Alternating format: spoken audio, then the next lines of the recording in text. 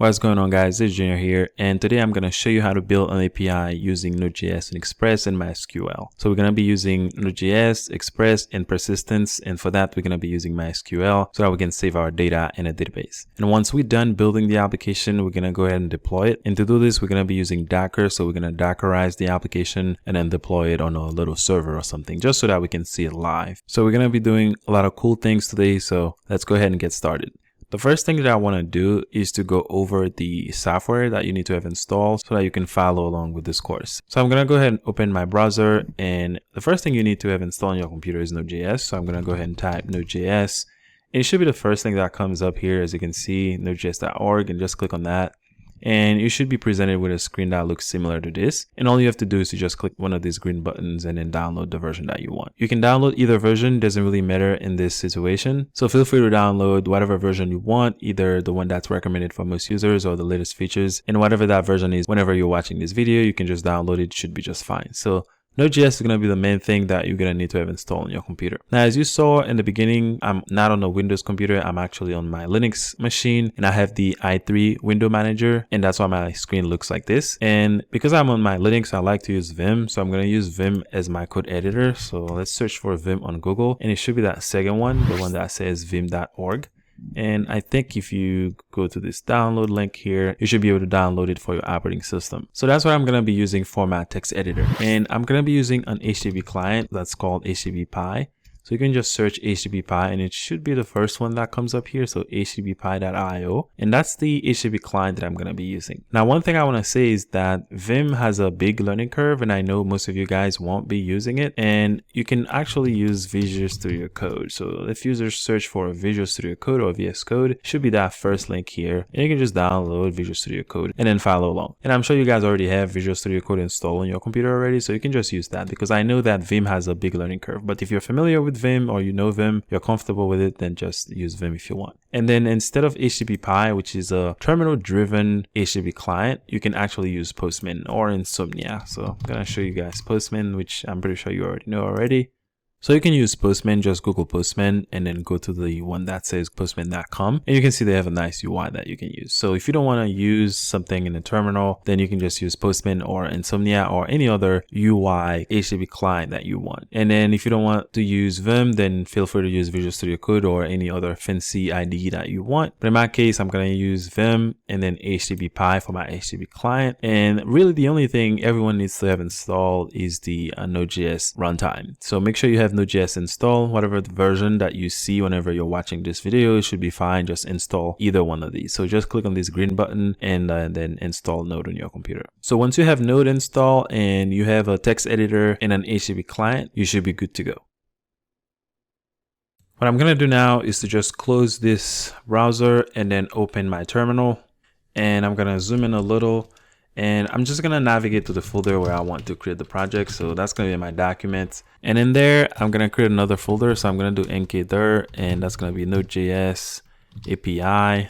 And then I'm going to go inside of this folder, and you guys can see that this folder is empty. So what we want to do is to initialize a Node application. And to do this, you just do npm init. Okay, so that's going to initialize a Node application with a package.json file. And that's what we want to do. Now, if you have Node.js installed, then this command will work for you. If you don't have it, then this command won't work. So make sure you have Node.js installed. And I'm going to press enter here, and this is going to ask us some questions. So it's asking me if the package name NodeJs API is fine. I'm just going to say that's fine. The version is fine. The description, we're going to put, let's say NodeJs API with Express and MySQL or something like that. And then press enter. Entry point, so that's the main entry point of the application, like the file that's going to start the application. I'm going to leave index.js. And test command, I don't have anything yet. Git repository, I don't have one. Keyword, we can put Node.js Express MySQL, and we can also put API. Press enter. Author, this is me. And license, I don't have one, and it's gonna show us a snapshot of the file that's gonna be creating. And then I'm just gonna go ahead and say yes to that. So if I clear the screen now and list everything, you can see now we have the package.json, then that's gonna manage the dependency for us.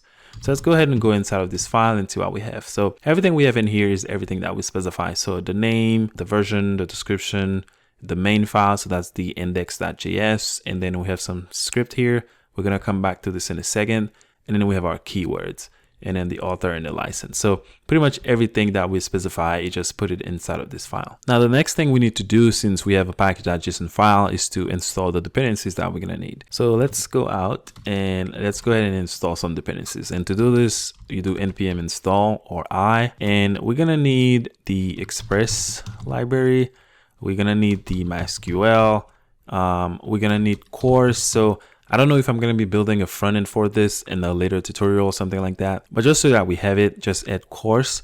And I'm going to need that env so that we can load environment variable. And I'm going to use IP. The IP library, we're just going to use it to show the IP address of the server the node application is running on. So instead of like localhost or something, or just, show the port, I like to see the actual IP address of the server so that I know exactly where my application is running. And I'm going to show you how we're going to use this in a second. And then for some logging, I'm going to be using Pinot and Pinot Pretty. So I'm just going to put those in there. So Pinot Pretty. And I'm also going to show you how we're going to use this as well, which is pretty useful whenever you have a backend application. You want to have log and, possibly put the log inside of a file. And then if something goes wrong in the application, then you can go ahead and check it later. So I'm going to press enter of this. And depending on your internet connection or whatever, that can take some time. But for me, it was pretty quick. And the next thing I want to install is NodeMon. So let's do npm install. But I'm going to install it as a dev dependency. So I'm going to put -D and then I'm going to do NodeMon. So NodeMon is going to be watching our file for our development. And that's why I'm putting it in the dev dependency and not an actual dependency that the application needs to run in a production environment. So npm install -D for a dev dependency and then NodeMon. And just going to press enter on that one as well. Okay, so everything is installed. I'm going to clear the screen. Now, if we take a look at everything that we have, we should have a node module folder. As you can see here, that's where all of our dependencies are. So let's go ahead and open this file again. So package.json file and see what we have. So you can see now we have this dependency object and you can see all the dependencies that we specify as well as the dev dependency. As you can see here, that's NodeMon. You can see down here. So we have all of our dependencies installed. And the next thing I want to do is to specify some script. Now the script, we need them so that we can run the application or build the application or deploy it or whatever. And the first one that I want to add is the one to start the dev server. So I'm going to put start and dev. Usually people would just put dev. I like to put start dev. And what I'm going to do is to just change everything in here. I'm going to add the node environment. So I'm going to put node_env and set this equal to dev. Now, this is something that I'm adding. Oops. This is supposed to be equal. So this dev that I'm adding is really just a variable that I'm defining in the process as an environment variable. So this is something that I'm making up. So there's no actual node environment. I'm just creating this node environment and then putting inside of the process as an environment variable. And I can access it in the application if I want. So later in the course, if we need to make a decision on whether or not we are in dev or in prod or some other environment, then we can use this node environment and determine its value and then see what we want to do with that, whether if it's dev or prod or something like that. But it's not really required. And I don't even think that this will work on Windows. So if you're on Windows, you can just not put this. I think there's another way to do it in Windows, but in Unix based operating system, it's going to work. And I like to define it in case I want to make a decision depending on what environment that I'm in. So that's why I like to define node environment. And you can give it another name as well. I just like to call it node environment. And what we're going to do is to call NodeMon, and then we're going to point it to the source. We don't have that folder yet. And then that index.js. So the index.js is the file that we're going to have as our main entry point. And what I'm going to do is just copy this and paste it down. I'm going to just change the dev to prod. So I'm going to change this to prod and also change this to prod. And instead of NodeMon, we're just going to call node and then point it again to the same file, which is inside the source. index.js. Now, another thing you would see here is another script to build the application. You know, they would call it something build or just build. But in our case, we're using JavaScript and we don't really have anything to build. You can just throw JavaScript at the JavaScript engine and it's just gonna run the JavaScript files. So I don't really have a build process. I mean, I could come up with something just so I can show you that we can actually have an in-between phase or a build phase. But then I don't have a build phase. I'm just gonna start a dev server, and then whenever we deploy the application or whenever we're testing prod, then we're just gonna start the prod server, which in this case, the only difference is in one we're using NodeMon and the other one we're just using Node, and the environment variable is different. So toScript, start prod, and then start dev. And those are the two scripts that I'm going to be using for this time. And another thing I want to do is to define the type. So I like to define the type as module so that I can use import. And I'm going to talk about this a little bit more. So I'm going to do type and then set it to module. So we're going to say type and then module, just like that. So what this is going to allow us to do is to import things like from one file to another using the import keyword instead of the require. And I just like the import better. So you can keep using require and then that should work just fine. That's just my preference. So I'm going to go ahead and scroll up, make sure everything looks good. So this is all good and our scripts looks good. Keyword, and then we have all of our dependencies and everything else. So I think at this point we are ready in terms of creating our script and installing our dependencies. So now let's go ahead and create this folder, this source folder, as you can see I'm referencing here, and then see if we can spin off our first node server. So I'm gonna quit out of this and then we can create the source folder. So if we list everything, we can see that we have the node module, package.json, package.like.json. So we don't have anything else. So let's do mkdir and src. So usually src is what you would call where you're going to put all your source file. And now if we list everything, you can see we have the src. So I can go inside of this src folder and then create the new file. So I can do vim index.js. So I'm just going to open it in Vim as well as I created. So now we're inside the index.js. So the first thing I want to do is to import Express. So I'm going to do import Express, and that's supposed to come from the Express library that we just added. So Express, and then I want to import the IP. So import IP from also coming from the library that we just installed. So IP, and then I want to import the .env. So import .env, and that's supposed to come from .env. And then I want to import course. So let's do course from, and also of course course. And that's all that I'm going to import for now. Now what I want to do is to call the .env.config. So what this is going to do is just going to load every configuration that we have or any environment configuration that we have. And then I'm going to create another variable. I'm going to call it port. So this is going to be the port on which the server is going to be running. And this port, I can get it two ways. I can get it from the process. So if I set the port, and I'm going to show you how we're going to use this in a second. So I can do process.env, and then I can access any variable that I need. I can just come up with a name. So I'm going to come up with server port. So we're going to get that server port. As you can see here, the port is going to be some server port variable that is defined in the environment or inside of the process environment. And then if I don't get anything, I'm going to set it to, let's say 3000. Okay, so 3000 if we don't have the server port variable defined on the environment. But if we do have it, we won't be using the 3000. We're just going to use the server port, whatever the value is for that. And then the next thing I want to do is to create our application. So I'm going to do const app and then set this equal to express as a function. So open and close curly braces. And then I'm going to set up some middleware. So I'm going to do app.use, and that's how you add middleware to your application. And I wanted to use course. So I'm going to pass in course, also pass another configuration in there. What I'm going to do is to allow every application to be able to call this application, which is something you probably shouldn't do. So inside of this, you can pass some configuration as an object. I'm just going to put origin and then set it to all. And for that, I'm just going to put an asterisk. So that means that every application can send any request to this backend application. It's just going to allow it to go through. Now, this is a back practice, but you know, this is just a tutorial. That would be just fine. But in your case, you would probably have an array of strings, and those strings would be the URL that you want to allow on your application. And then you just would pass them here as part of the configuration that you can pass to the course library here. And the next middleware that I want to add, so app.use, is to make sure that I'm working with JSON. So I'm going to do express and then call the JSON function and then close that.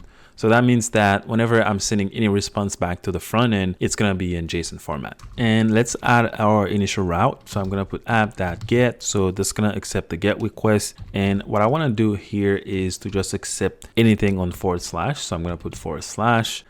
And then we're going to accept the request and the response. So in here, I'm going to do request and then response. And then we have a callback function here.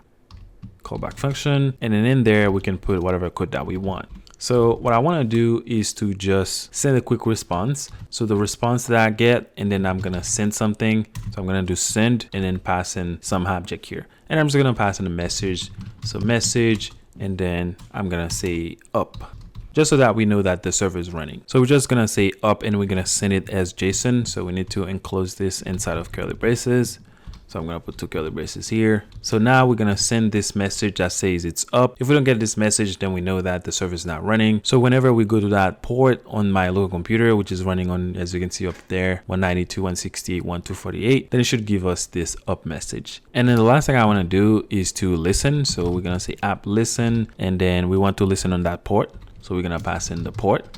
And after the port, we can call a callback function. So let's call this callback function here. And then I'm just going to say console.log and then pass in a message. And the message that I want to pass here, I'm going to actually pass backtick in here. I want to say that the server is running on, this IP address and this port. So I'm going to do server running on and then access the IP address. And to do this, I'm just going to put a template literal. So $ open and close curly braces. And then in here, I can just say IP.address. And that's going to give me the IP address of the computer. And then I'm going to pass in the port. So I'm going to put a colon and then do the same thing again. So $ open and close curly braces, and then pass in the variable port. So that's going to form the domain for us, which is going to be my IP address along with my port, or the port that the application is running on. So that's why I wanted to use the IP, but we don't really need it. You can just say it's running on, so-and-so port, as long as you know how to access it or what the domain is supposed to be. So with all of this in place, we should be able to spin up the server and see it in action. So I'm going to go ahead and save all this and then open a terminal right here. And I'm just going to go back to the root of the application. So the NodeJS API.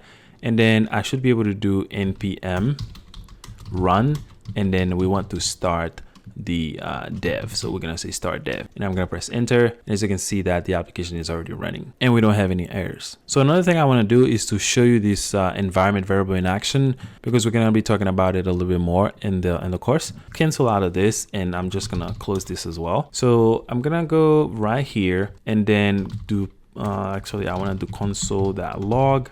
And I want to log the process.env. So I'm going to say process.env. So that's going to show us all of the variable that we have defined on the process.env, which is a bunch of environment variable. I'm going to save this, and then I'm just going to quit out of this because I want to use the whole terminal. And then let's go back to the root of the application and then do npm run start.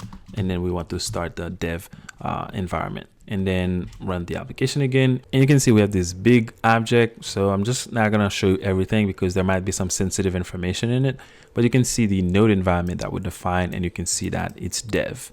So if I close out of this and quit and pass in the server port. So here, if I do server underscore port, and then say I set this equal to, let's say 5,000. Now remember, we just ran it on 3,000. And instead of dev, let's see if we can run the prod environment. So we're going to say prod and then run. Now you're going to see a significant difference because now we're passing the server port. So the first thing we notice is at the bottom, now we're running on 5,000. The node environment now is prod. And you can also see the server port that we define now, it exists. When we didn't define it, then it didn't exist. It was undefined. So that's why the application picked up 3,000. Now it's going to pick up 5,000 because we defined server port. As you can see here, that's the same 5,000. And of course, the node environment that I already told you about, because this time we didn't run the dev server, but we actually ran the node server. So I'm going to cancel that and then clear this. And then I'm going to go back to the application again. And I want you to see what we have in terms of folder structure. So you can see now we have the package.json. This is where we have all of our dependencies. We went over this file, and then we have our source folder. And inside of the source folder, that's where we have the index.js. And you can see that this is all the code that we just wrote. So we know that the application is running. We're able to see it in action. But the only thing that I didn't test is this line right here. So I didn't send a request and you didn't see the message. So let's go ahead and test that out. So save this, get back out again, and I'm just gonna run it as the dev server. So that should start the server on 3000, as you can see here. So it's running on 3000, and then I'm gonna open another workspace and then open my terminal here again. I'm gonna zoom in a little, and then we're gonna send a request to my localhost at this port. So I'm gonna do HTTP and then go to this port, which is 3000. So when we do that, then it's just gonna send a GET request to localhost 3000, which is the same IP address that I have for my machine, as you can see up there, and then it's gonna give us the response. So let's go ahead and give this a try. And as you can see, we get the message that says it's up.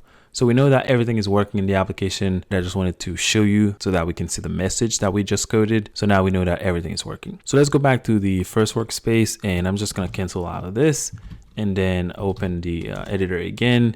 And what we're gonna be doing is to define the data that we're gonna be working with. And for this, I'm just gonna be working with patients. So we're gonna imagine that we have this clinic or this hospital, and then we're gonna be managing patients. So we're gonna be creating a database, save our patients in the database, and we should be able to manipulate the data in a database. So let's go ahead and create a folder and then define what the data is going to be looking like. So I'm going to go back to the root of the application, and then I'm going to create a new folder. So I'm going to call it DB for database, and then init, and then put a / to make sure that it's created as a folder and not a file. And then inside of there, I'm going to create another file. So I'm going to press M to bring this menu, and then I'm going to press A, and then I'm going to call it init.sql because it's going to be an SQL file. So this is the initial script or SQL script that we're going to run every time we're going to launch the application so that we can create our database and our table. So I'm going to press enter on that. And if I expand this, you can see now I have this init.sql, and this is where we're going to define what we want the patient to look like. So I'm going to collapse this, and what I want to do in here is to create a database. So I'm going to do create. I'm also going to put all of the SQL statement in uppercase and then everything else in lowercase. So I'm going to do create a database if not exist, and we're going to pass in the name of the database. So I'm going to do patient DB. So that's going to be the name of the database. And then I'm going to do use patient DB because I want to use this database. So patient DB. And then after that, I want to create the table. So I'm going to do drop table if exists again. So if the table exists, we're just going to drop it, and I'm just going to call it patients. So patient DB is going to be the name of the database, and then patients is going to be the name of the table inside of that database. So if the table exists, we're going to drop it and then recreate it again. And here I'm just going to say create table. So create table, and we want to create the table called patients. Now we're going to define what we want this table to look like. So I'm going to go in here, and then we want to do an ID. So that's the first thing I want to do. And that's going to be a big int. So I'm going to do big int, and I want it to be positive. So I'm going to do unassign, and we don't want this to be null. So not null. And I want it to auto increment. So I'm going to do auto increment. So that's going to represent the ID. And then the next thing I need is the first name. So I'm going to do first underscore name. And this is going to be a varchar of 255. So we're going to do 255. And then we're going to give it a default value of null. So I'm going to do default. And then we're going to say null. So if they don't pass anything, then the default can be null. So that's not a problem. And then I'm going to copy this line and paste it a few times. And we're going to change this to last name. So I'm going to do last name, and that's also going to be a varchar, and gonna see if I can format this a little. And then we're gonna need an email, so I'm gonna see if I can change this to email. So email, and that's also gonna be a varchar. And after that, I want to change the phone, so I'm gonna do phone, also a varchar. And then I want to also capture the address, so I'm going to change this to address, and that's also going to be a varchar. And then the diagnose, so let's do diagnosis. So that's going to be like what the patient suffers from. So we can capture that as a string, or we can just put a long string and then we separate everything by a comma or something, and then we can just loop over this and then get different diagnoses if you want to, but we can represent it as a string. And then next I need an image URL, so I'm going to change this again to image underscore URL, and that's also going to be a varchar. And then lastly, I need the timestamp, so we're gonna do created at, so that's the time that the patient was entered into the system. And this is not gonna be a varchar, this is gonna be a timestamp. I'm gonna delete all this, and then we're gonna change this to timestamp, and we're gonna give it a default value as well. So the default is going to be the current timestamp, so I'm gonna pass this in as current underscore timestamp. And I'm gonna go ahead and see if I can format this line a little bit. I'm gonna go here and then move this over a little. All right, so we have an ID, a first name, email, phone, we have an address, we have a diagnosis, we have an image URL, and then we have the created at, which is a timestamp. So the next thing I want to do is to set the primary key. So I'm gonna do primary key, and we're gonna use the ID for that. So I'm gonna say reference the ID as the primary key. So we're gonna say ID. And then the next thing I want to do is to create a constraint, and I'm going to use the email for that. So every patient is going to have a unique email. So I don't want a patient to be entered in the system with an email of an existing patient. So every email in our table is going to be unique. We don't want to have the same email for different patients. So to do this, I'm just going to add a constraint. So I'm going to go down here, and then I'm going to type constraint because that's what I want to create. And there's a naming convention for this. So I'm creating a unique constraint. So usually do UQ. So that's for unique, and then you put the name of the table, so underscore and then the name of the table. In that case, this is the patient's table, and then you put the name of the field. In that case, that would be the email. So that would be a way to name the constraint that you're trying to create. And here what I'm gonna say is the constraint is gonna be of type unique. So we're gonna say unique. So we want this to be unique, and what field we want all of that to be, we want this to apply to the email field. So we're gonna say email and then close this. So we're gonna be working with patients, and all we're doing here is defining what the patient is gonna be looking like in our database. So whenever we save a patient, we're gonna need to pass in an ID, as you can see here, and then we need to pass in a first name, and then an email, and then a phone, an address, diagnosis. So whatever they have, whatever problem that they have, and then an image for them, that's going to be a string, and then the timestamp. Now the timestamp, as you can see, I'm using the current timestamp. That means we're never going to pass in the timestamp. We're going to let the database stamp the time for us. And then we set the primary key as the ID, and then we create a constraint. As you can see here, the constraint is just referring to the email, and it's saying that the email has to be unique. So that's pretty much everything that we have to do for now for this database. We're going to come back to this and then create a store procedure a little bit later, and then add some other configurations, some other queries that I need to configure whenever we're going to be working with Docker and everything, but that's going to be later. For now, this is good. You can see what our data looks like. This is really, really simple. So you're probably familiar with this already. With defining the ID, big int, with just a data type for some number that's going to be very large, and then we want it to be positive. That's why we're using the undefined here. It cannot be null and auto increment. Everything else is varchar. The default is null. And then for the created at, which is the time that we're going to enter the patient in the system, we're going to let the time on the system in the database management system stamp that time for us. So we pass in the default as the current timestamp. So if we don't pass anything, which we're never going to do, then it's just going to set the current timestamp, and that's exactly what we want. And then after that, we define the primary key. We just use the word primary key, and then we give it the ID field. So that's the ID that's going to be the primary key. And then we create a constraint here because we want every email to be unique for every single patient. So we use the constraint keyword, and then we give it a name, and then we say that it's going to be unique, and then we give it the field name, which is the email. So I hope that makes sense. And now what I want to do is to just create the configuration so that we can pass in database parameters, and then we're going to spin up a database and then see if we can have a connection. So I'm going to go into the source folder and then press M to bring that menu, and I want to add another folder. So this folder is going to be the config folder. So I'm going to do config and then a /, and then inside of this config folder, I'm going to add another file, and that's going to be the MySQL configuration. So we're going to pass in the host name, username, and password and things like that, so that we can create a connection to the database. So I'm going to call it mysql.config.js. And then if I expand this, you can see now we have this file so that you can see it. So MySQL config.js, and then I'm going to go inside of this file, and then we're going to put in our configuration. So the first thing we need to do is to add in some import. So I'm going to do import MySQL, and then we're going to import that from MySQL, and that's the package that we imported when we created the application. And then I also need to load the environment variable, so I'm going to do .env, and then we're going to get that from .env as well. So now let's just load everything. So .env.config, that's going to load any configuration that we have. And then what I want to do is, instead of creating a connection, I'm going to go ahead and create a pool of connection.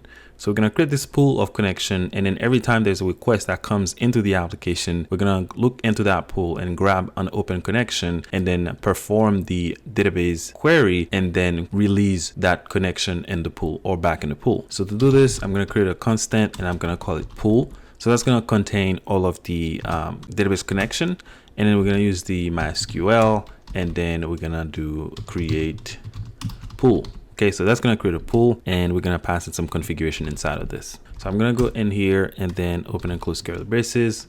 Actually, I'm going to move this up here and then paste this down and see if I can move this up here as well. So now we can put all of our configuration for this here. The first thing we need is the host. So we need to pass in the host, so the URL of the database, and we're going to do process.env. I'm going to create another variable on the process, and I'm going to call it db_host. So that's going to be the host. And then I'm going to pass in the port.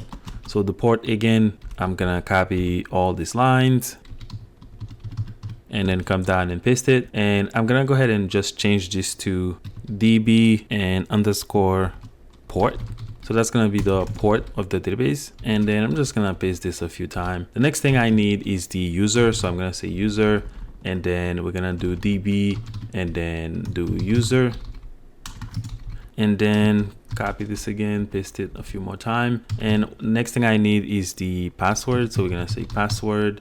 So that's going to be the password. And then again, we're going to change that to, let's do db underscore password. Okay, so those are environment variable that we're going to be passing. And because we define them in the process, we'll be able to pass them in many different ways. And then the next thing I need is the database. So the actual database name to connect to.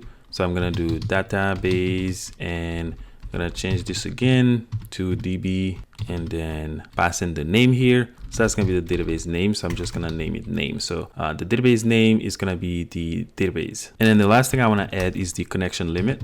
So I'm going to do connection limit. So that's going to tell us how many connections that we can have in this pool. So this is going to depend on the application that you're building and how often requests are going to be made to it. This is really something that you have to think about on a case-by-case basis. And then here, I'm just going to go ahead and just change this to connection underscore limit. Okay, so because we're defining everything from the process, we'll be able to pass those in. So it becomes a little bit more dynamic because we're not going to be stuck with some hard-coded values that we're passing in here. We can pass those in at any given moment whenever we're spinning up the application. And then another thing I want to do is to export this. So I'm going to come down here and say export default, and we want to export the pool.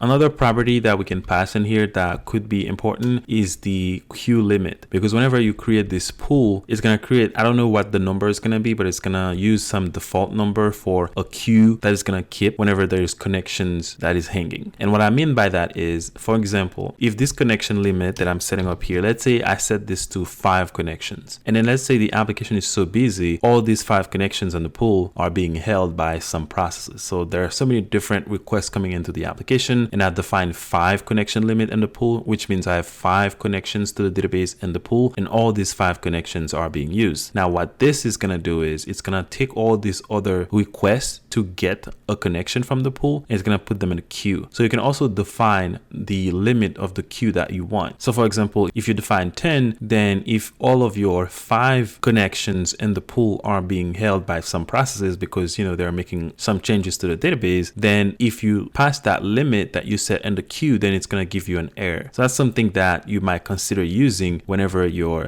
creating the configuration for the pool. You can define the queue limit, which means the number of requests for a connection to keep in the queue if all the connections that you created or you define with the connection limit are being used. But in my case, I don't think I'm going to need it. So for this database connection, let's say I'm going to set it to like some number that's a little bit high, like 10 or something. So I don't think at any given moment, all these 10 connections are going to be in use. And then if there is another request to get a connection from the pool, then it's going to be queued. I don't think that's going to happen to me because, these processes in the database are very fast. Like when you're updating something in a database, it happens really, really fast. But it's really something to consider if you're, dealing with very large amount of data and you have a lot of requests coming into the application. I just wanted to mention that. So this is our configuration. And whenever we need to connect to the database, then we're just going to call this pool and then get a connection from the pool and then run the query there. So let's go back to our file and we have the initdb.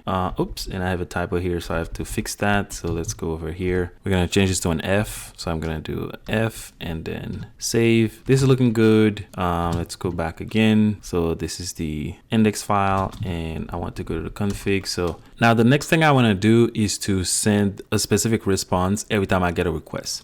So if you go back into the index, for example, and let's make this full screen.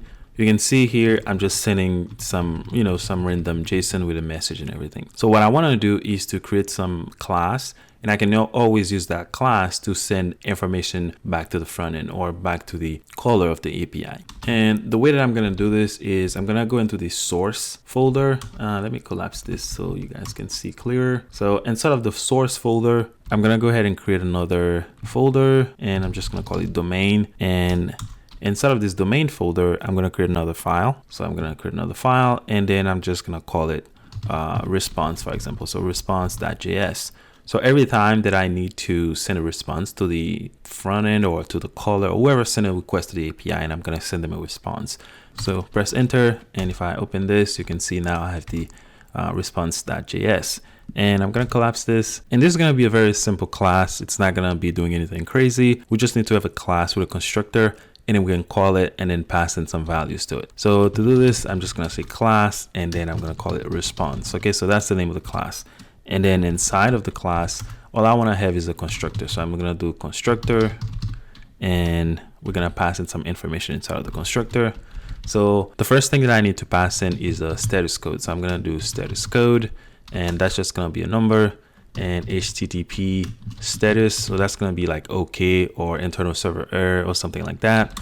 And then I can pass in a message if I need to, and then data. So the data is going to be like some object that we can pass if we want. So in case we need to send in some data back to the front end or to the caller of the application, then we'll be able to do that. And then in here, what I want to do is to pass in the timestamp. So you can see that I'm not passing in the timestamp inside of the constructor.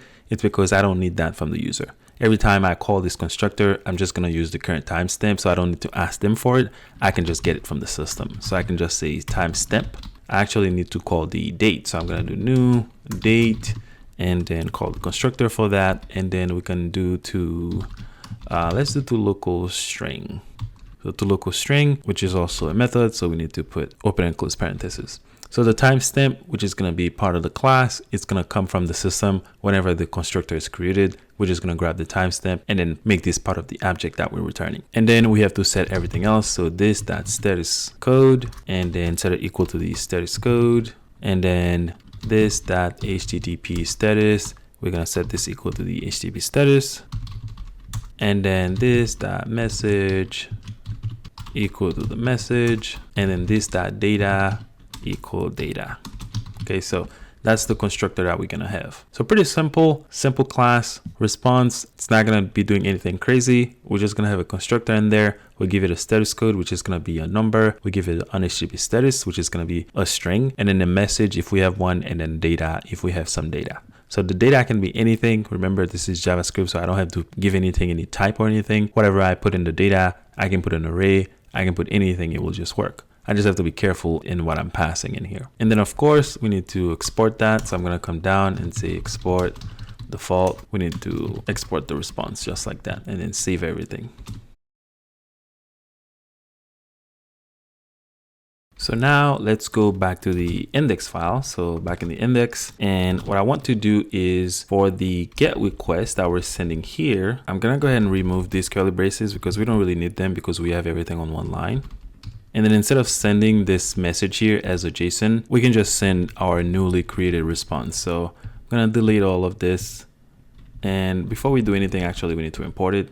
So I'm gonna come down here and then do import, and we need to import the response. And then this is supposed to come from our file. So same directory /domain, and then we need to do /response.js. And don't forget to put the JS extension, by the way. So now we can go back to line 13, parentheses, and then in here, we can just create a new response. So we can say new response. And then remember, we're calling the constructor, so we need to pass in some information here. So let's say we're gonna send a 200, and then we're gonna send the OK. So I'm gonna pass in a string, which is gonna be OK. And then after that, I want to pass in some message. Remember, you can see the message in here. It's highlighted.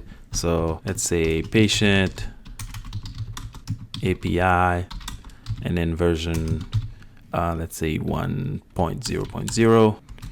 I don't know, all systems go, for example.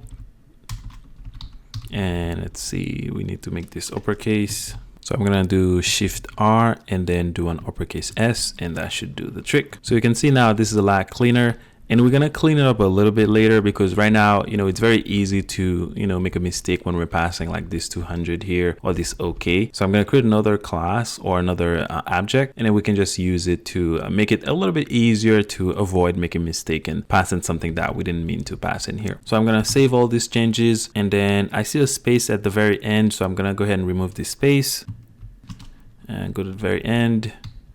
And remove that space and go back to the beginning and save that again. All right, so everything looks good. We can go ahead and test this for now just so we can see what's going on. So I'm gonna open the terminal again, and we're already inside of the root of the application. You can see all the files are here, and all I have to do is npm run start dev because we want to start the dev environment. You can see that it's running on 3000, and I'm gonna go ahead and open another workspace here and then open my terminal and zoom in a little bit.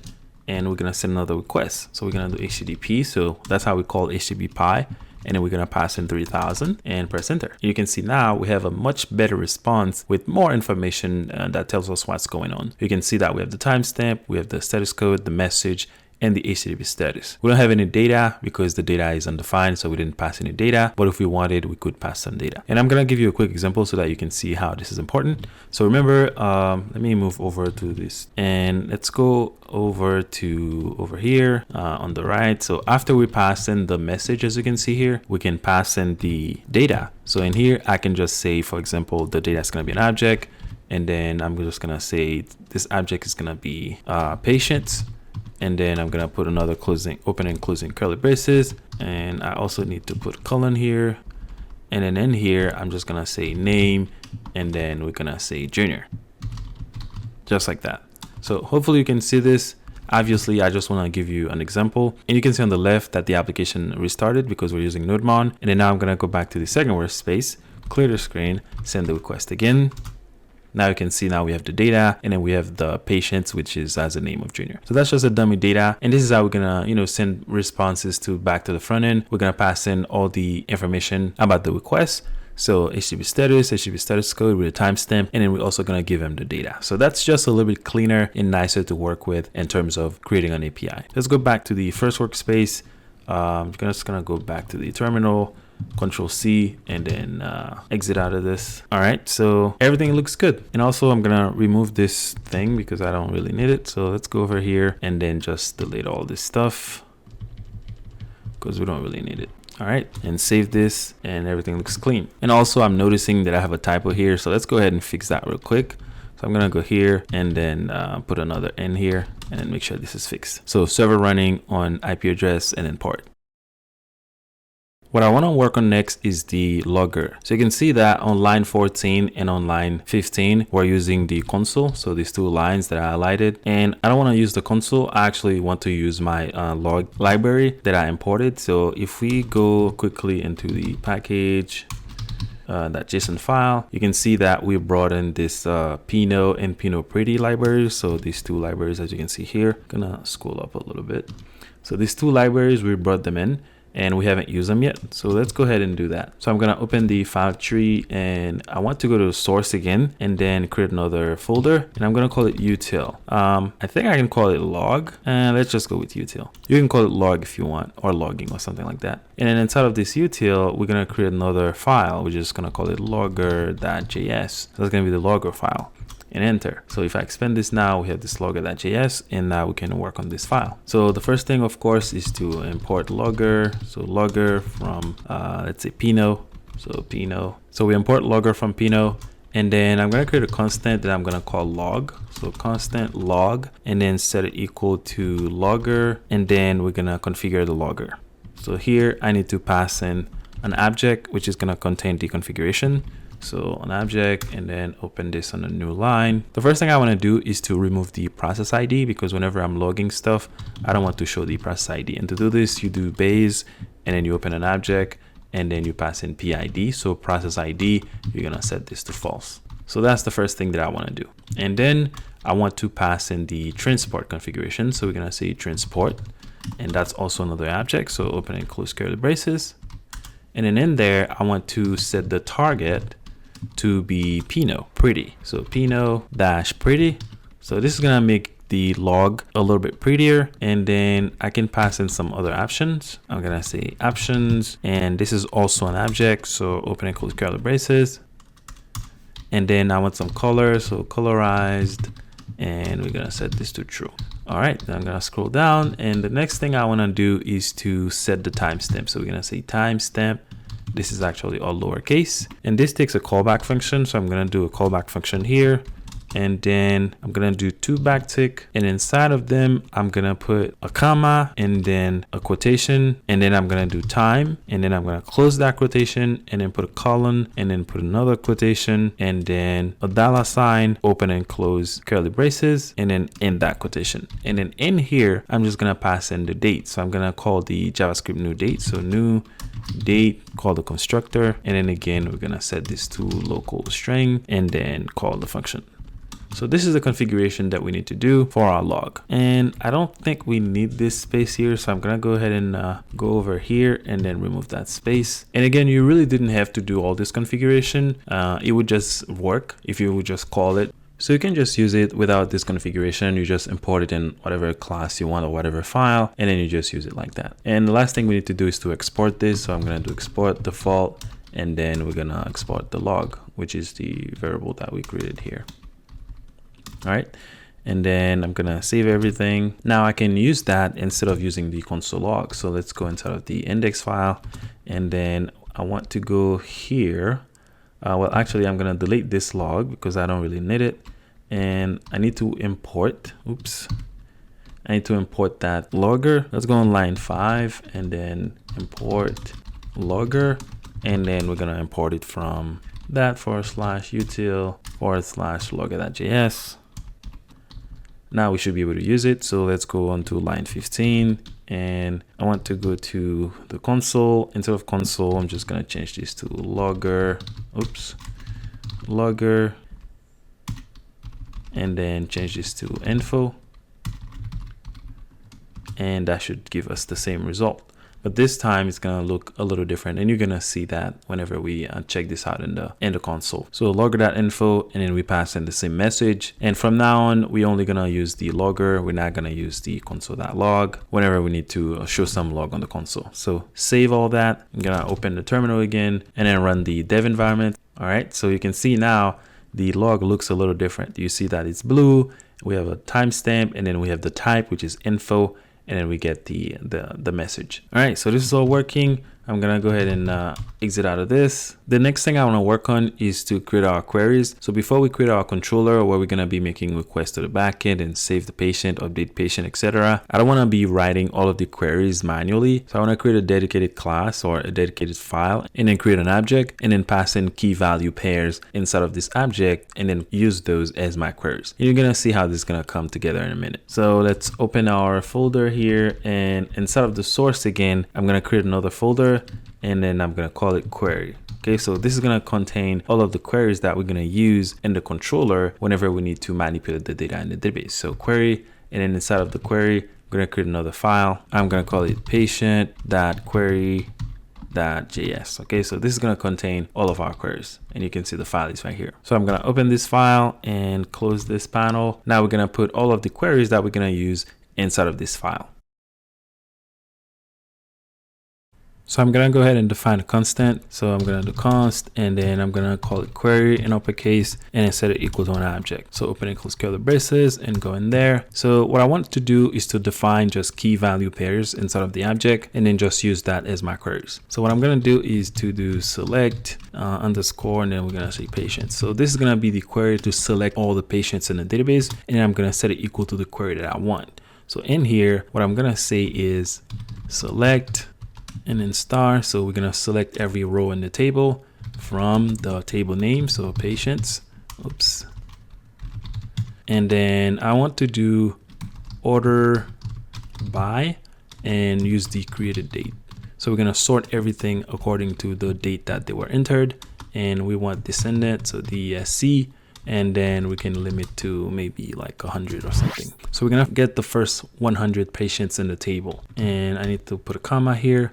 So that's what we're going to be doing. Now I'm going to go ahead and copy this and then just paste it a few times. So we need one for select patient and then select patient. That's going to be one patient, and then create a patient, update a patient, and then delete a patient. Let's start working on those. So I'm going to come here and then delete this S because we're going to select one patient.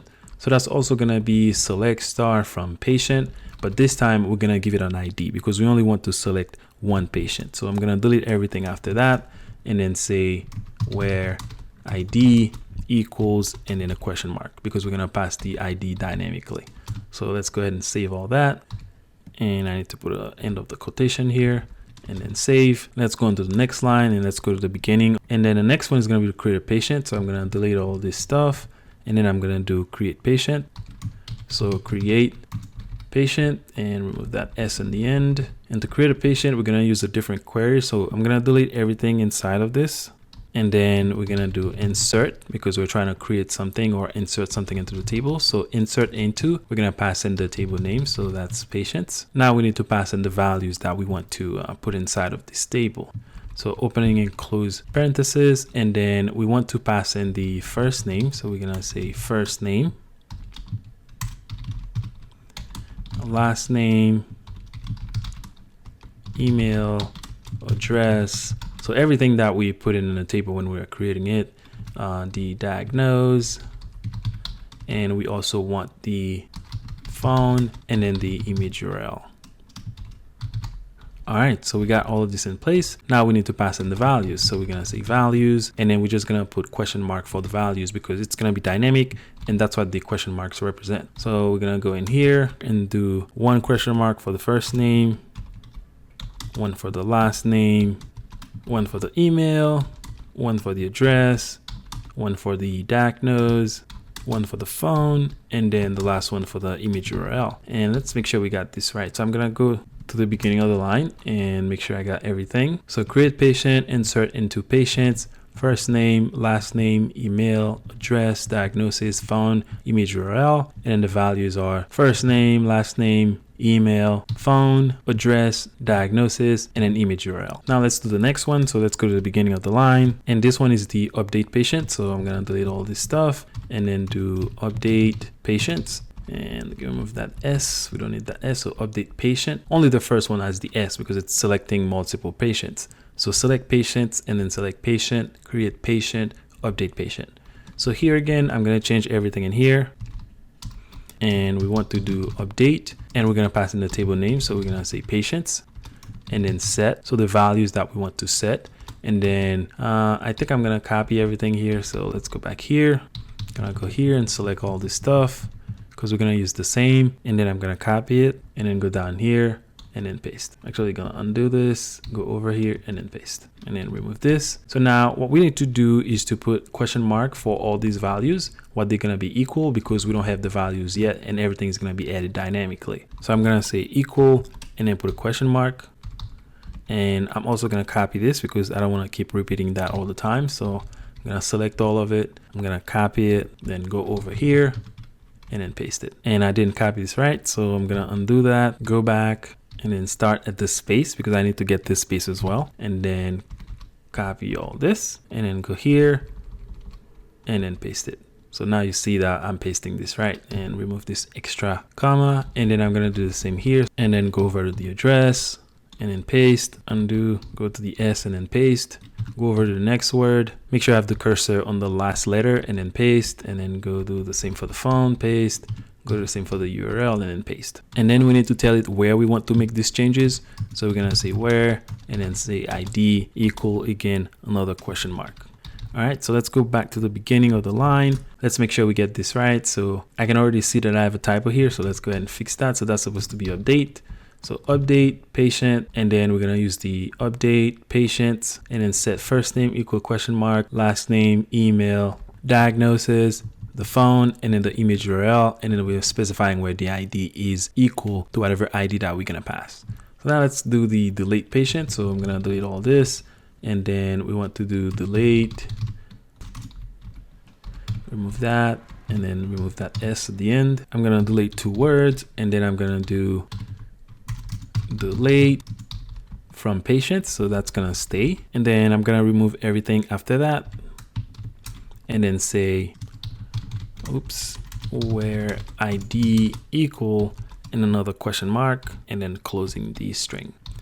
All right, so I think that should do it. And hopefully you guys are familiar with SQL queries a little bit. And we're really not doing anything fancy here. We're just writing some basic queries. So the first one is selecting all the patients. So we're just saying select star. So select every row in the table. Which table? That's the patients table. And we're ordering everything by created date descending. And then we're getting the first 100. And then for the next one, we're selecting one patient. So select patient instead of patients, as you see in the first query. And we're just saying select star from patients where the ID equal whatever ID that we're gonna pass. And the next one is to create a patient. So we're gonna say insert into patients. So that's the table. So the first name, last name, email, address, diagnosis, phone, image URL, and then we pass in the values with question marks again. And then on the next line, we're just updating the patient. So we're saying update the table. We're going to set the first name to some value that we're going to give, set the last name to some value, email, address, diagnosis, phone, image URL to some value where the ID equals whatever ID that we're going to pass. And then the last one, we're just deleting the patient. So here we're just saying delete from the table. So delete everything from the table where the ID equals whatever ID that we're going to pass. And that's all we have to do. So now the only thing we have left is to export this like we've been doing. So we're going to say export default, and then we're gonna pass in the name of the constant. So that's query, and then save all that. So that's all we need to do in terms of queries. So you can see how these queries can get really long. And when you use the queries inside of the controller that we're gonna be creating soon, it can get really messy because those queries can be really long. So that's why I decided to do it like this. So I just create a constant, which is an object, and then put all my queries in it, and then export that. And then I can use it in any other file that I need to. So now we can start working on our controller and just import this object, and then we can use the queries on it.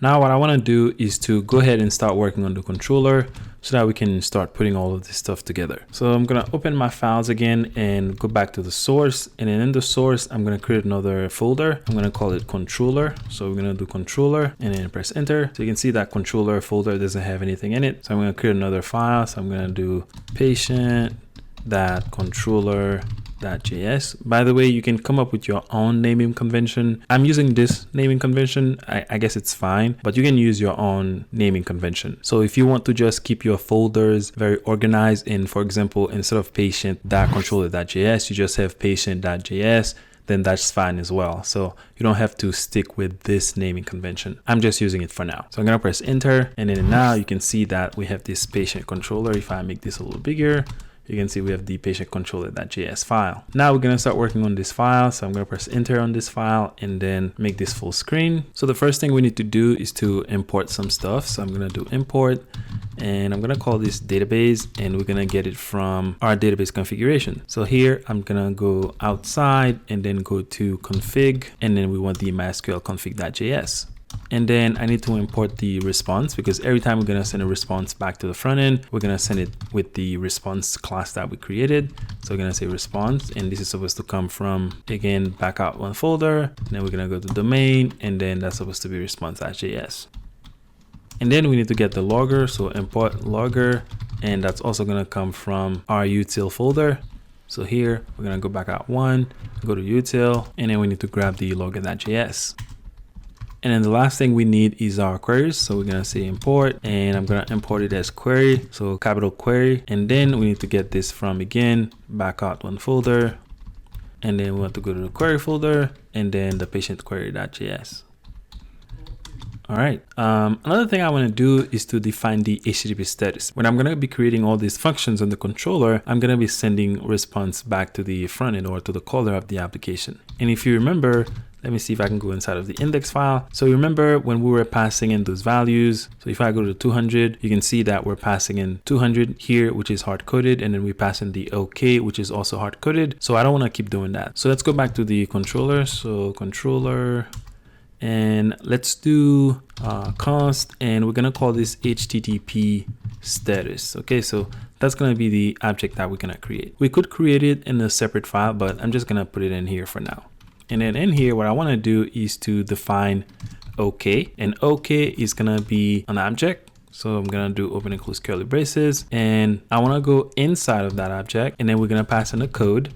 And that's gonna have the value of 200, so that 200 status code, and then it's gonna have a status, which is gonna be the OK string. So here I'm gonna pass in OK, and you can already see where this is going. So we're gonna define our HTTP status, and then whenever we need to pass in some status, we're gonna call this object and then use either the OK or created or no content or bad request or internal server error or whatever we define here. So again, I'm gonna copy this line, and then this is going to be created. So I'm gonna do uppercase created, and the code for that is, I think it's 204. So I can just increase this number, 204. Actually it's 201, so I'm going to decrease it, so 201. And this is supposed to be created, so we're going to change this again to created. So created, and then save.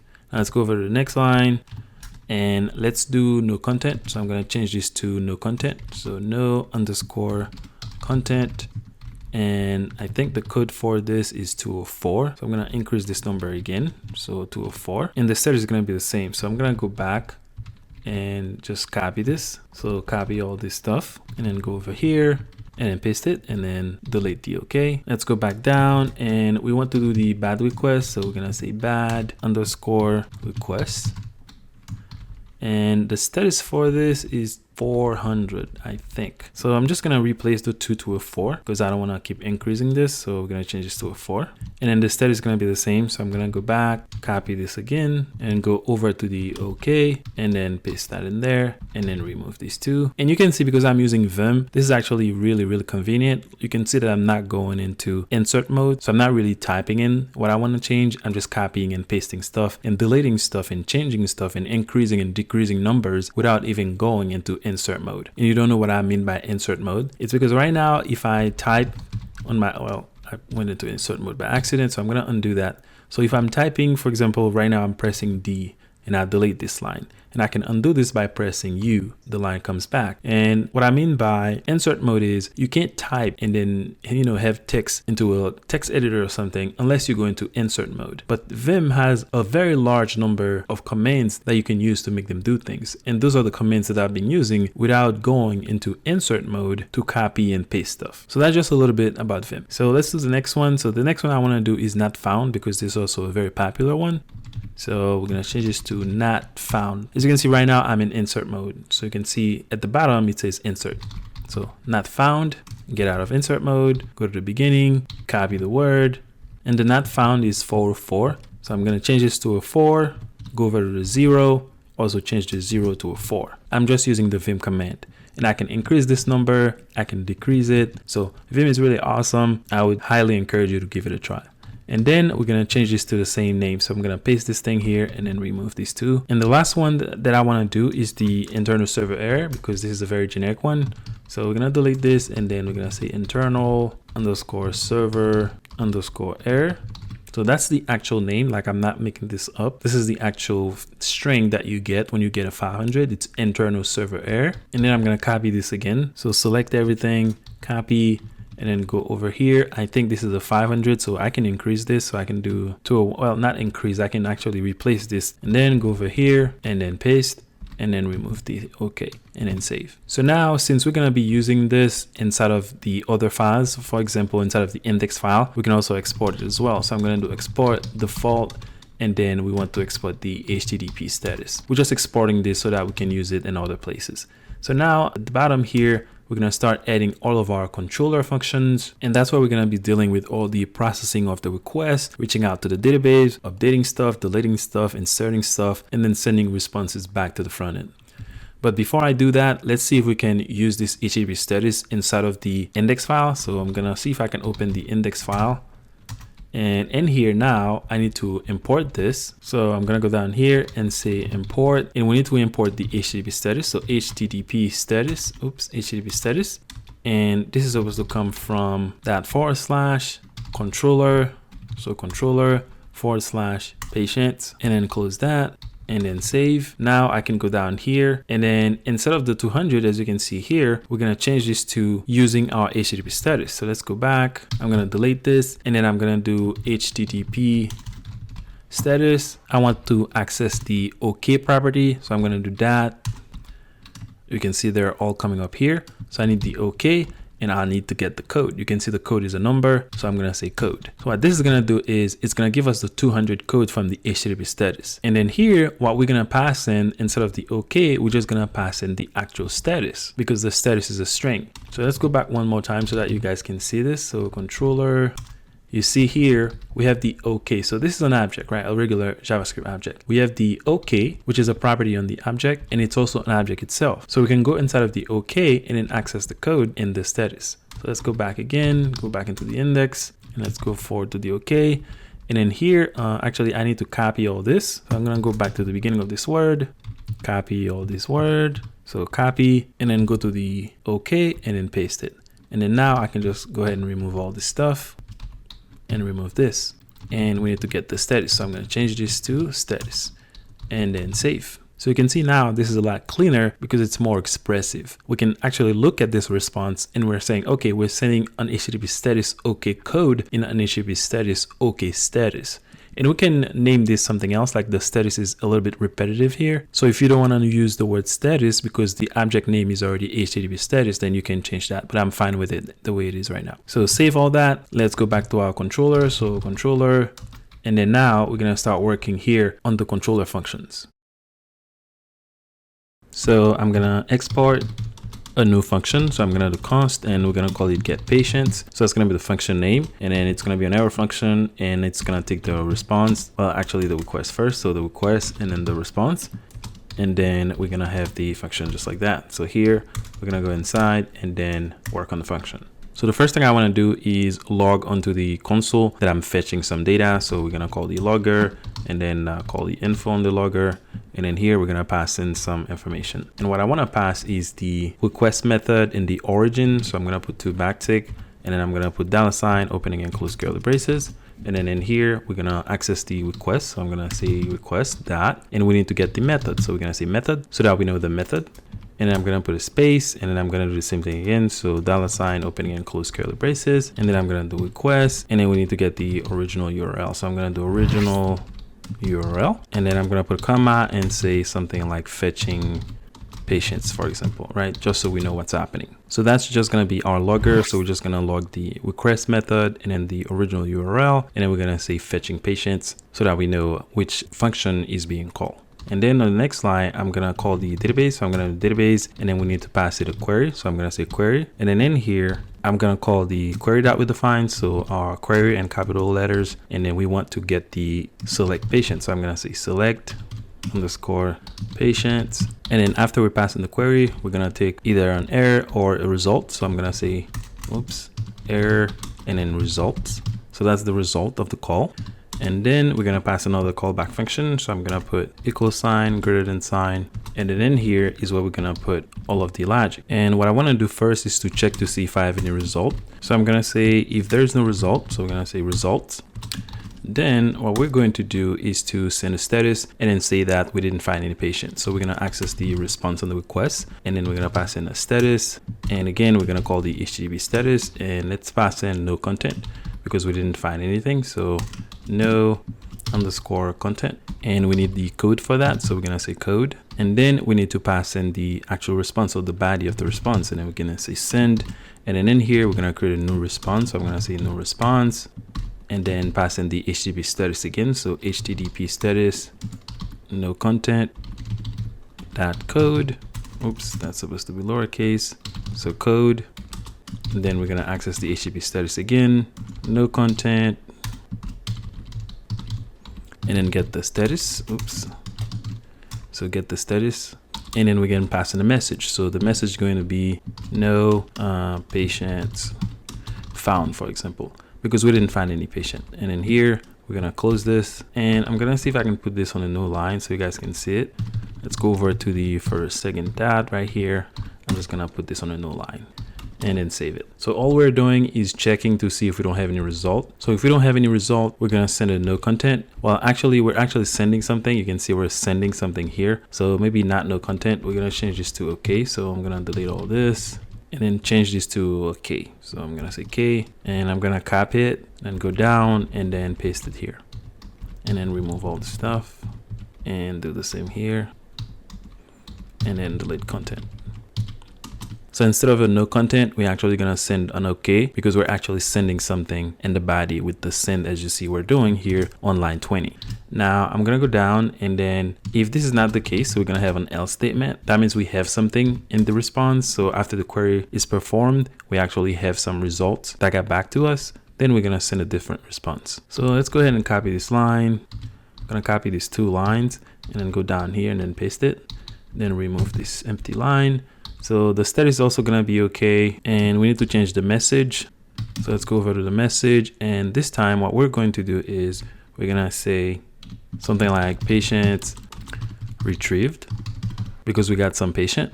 And then this time we need to pass in the data. So the data is gonna be an object. So I'm gonna put opening and close curly braces, and I'm gonna give it a key of patients, and then pass in the results.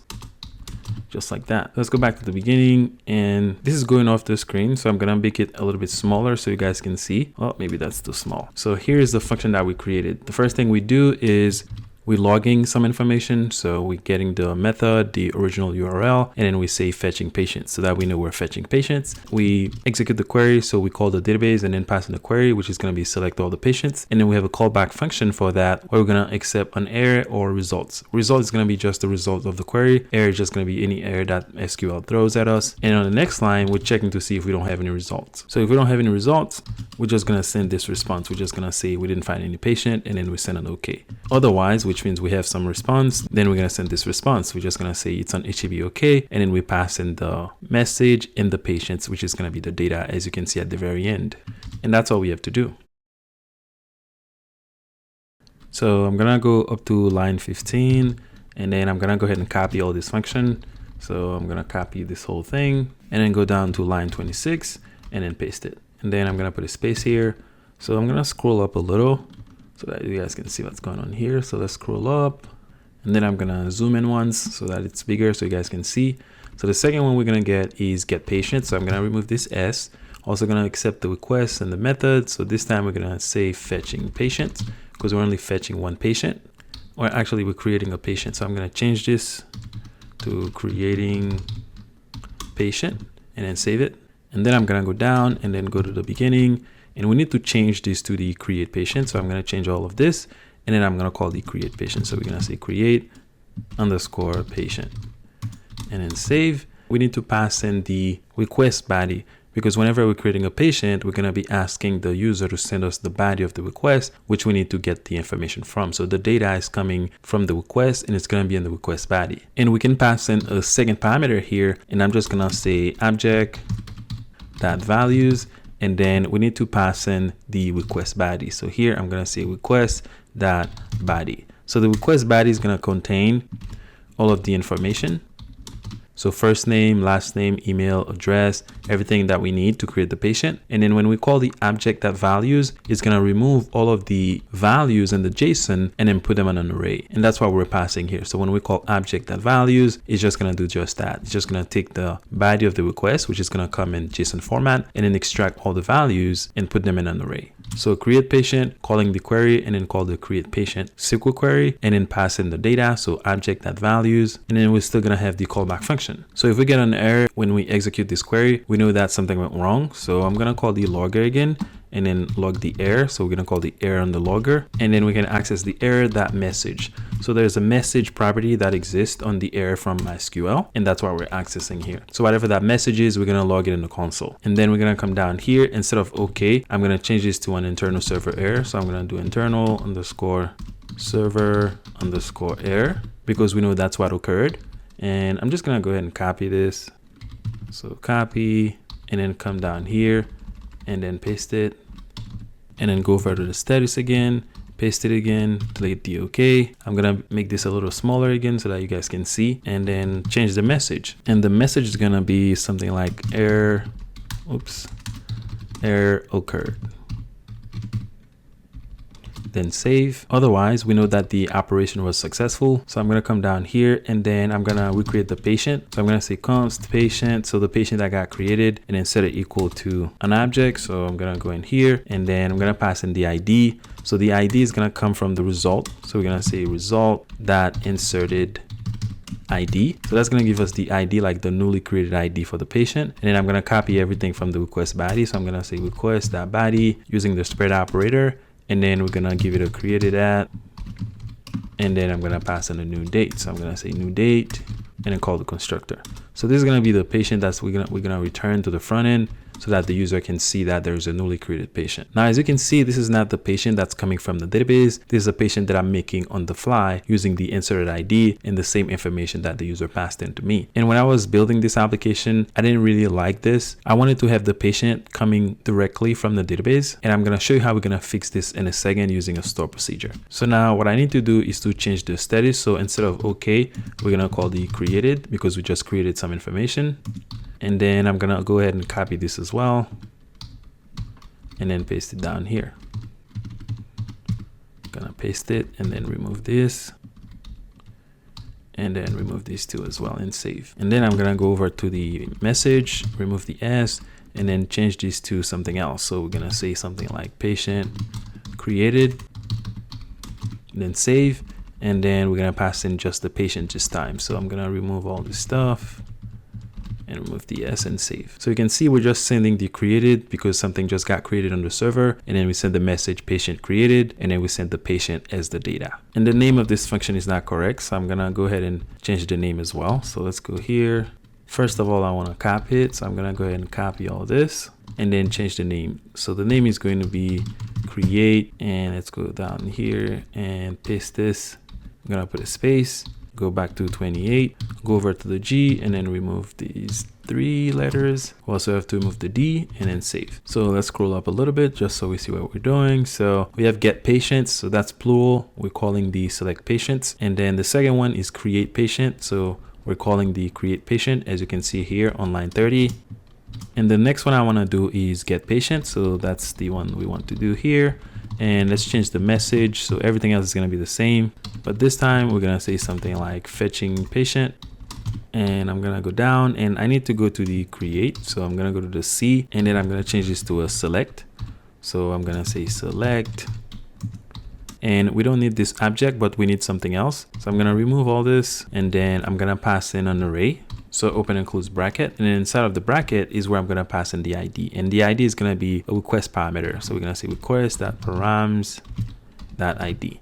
So that's going to be the patient ID. We're going to pass it in as a request parameter to the query itself, because the select patient is expecting an ID. And we're still going to take the error and the result in our callback function. And then instead of checking for the result here, we need to check to see if we have anything inside of the result, because the result can come back with just information from MySQL, but then we have no patient because it didn't find one. So we have to look inside of it to make sure we have anything coming back to us. So I'm just going to try to access the first element inside of this array so that I can make sure that I have an actual patient coming back to me. And I'm going to remove the error log because we don't need this log anymore. And if we don't have anything, then we're going to change this message to a not found. So I'm going to say not_found. And then save it, and then I'm just gonna copy it and make the same changes. So copy all this, and then go down here, paste it, go over to the next one, paste it, and then remove all this other stuff, go back, and then remove all this as well. So not found, oops, I have an extra E here, so not found, and let's go ahead and remove it here as well, not found. And I have one here, X not found.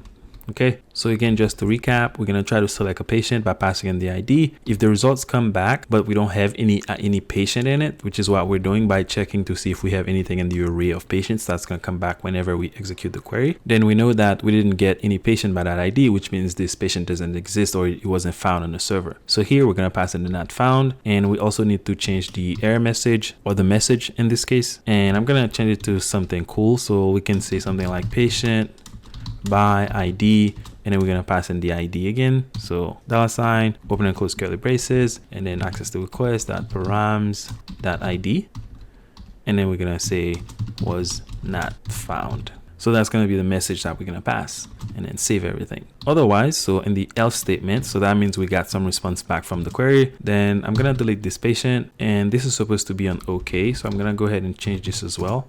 Change this to an OK. Go down here, change this as well to an OK. Go over to the next one, change this to an OK. And then we're going to change the message as well. So here, I'm just going to say patient retrieved. So retrieved. And then pass in the result. So change this, and then we're going to call the result. And then we need the first element. So we're going to pass in the 0 index, and then save all that.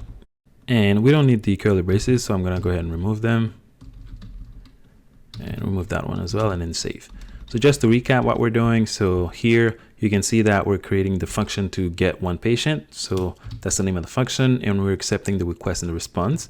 And then on the next line, we just have a log. So the log is just going to say, fetching patient or whatever. And then on the next line, we're calling the query and then passing in the select patient, and then we pass in the ID, because we need to give this query an ID, if you remember. And the ID is coming from the request params and an ID, because it's a request parameter. And then once we get the result, as you can see here on this if statement on line 46, we're just checking to see that we get a response, because if we do, then the first element in this array is going to exist. So if that's not the case, then we're going to proceed inside of this if statement, and then we're going to send a not found as a response. Otherwise, which means we found something, then we're going to send this response. So we send the HTTP status of OK, we pass in the message patient retrieved, and then we access the patient in the result, which is the first element in this array, which is at index 0. And that's all we have to do for this function. I'm gonna scroll up a little bit more, and then I'm gonna go ahead and copy this function again. Oops, going the wrong way. So copy all this function, and then I'm gonna go to line 54 and then paste it down, and then put a space here. Let's go ahead and change the name. So this is going to be update patient, update, then save. So the update patient is going to do the same thing the get patient is doing, because we need to see if we can find the patient in order to update the patient. So the first part is going to be the same. So all of this is going to be the same. So we're going to check to see if the patient exists. If the patient doesn't exist, when we call the select patient to get one patient by passing in the ID, as you can see I'm doing here. So here on this line, when we're executing the query, if we can't find the patient, then we're going to send this response. We're just going to say the patient was not found, which is the first part of the function that we just worked on. So all of this is going to be the same. Now in the else statement, that's where we're going to try to update the patient. So the first thing that I'm going to do is to pass another logger. Actually, I'm just going to copy the one we have up here, and then come down here and then paste it, and then tab it in. So we're going to pass in the logger, and then we're going to say updating patient.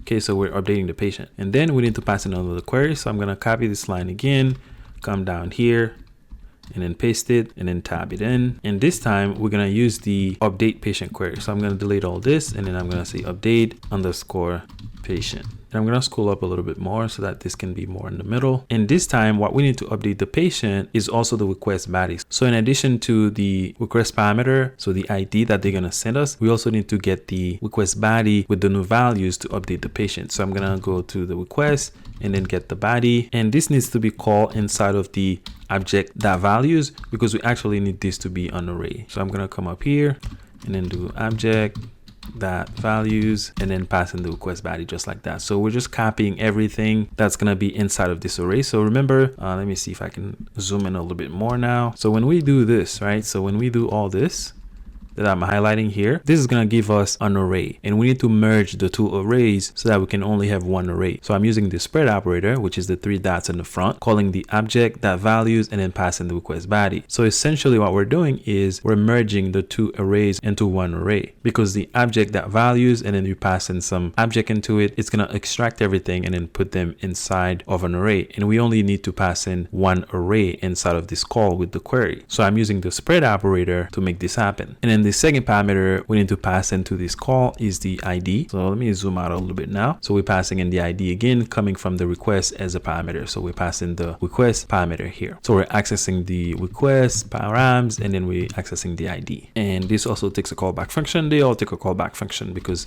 that's how you're going to execute the code whenever you get a response. So here I'm going to put the closing bracket, and then in here what I want to do is to check to see if I have any error. So I'm going to do if and then check for errors. So I'm going to say if I have no error whenever I execute this, then we're going to execute some code in there.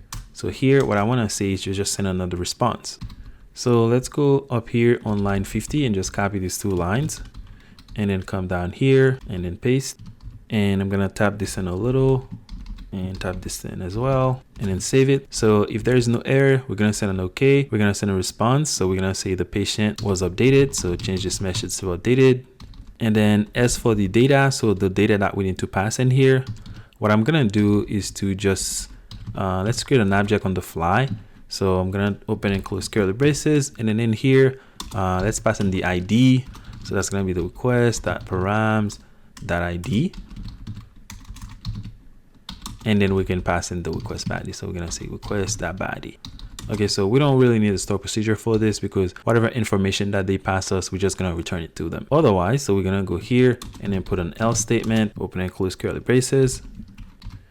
And this time we're going to send an error. So let me go down and delete these two lines, delete one of those braces, and then go in here. Actually, let's see if we can copy an error that we have here. So we have it not found here. So we can copy these two lines and then go down and then paste them here. And I'm going to scroll up a little bit.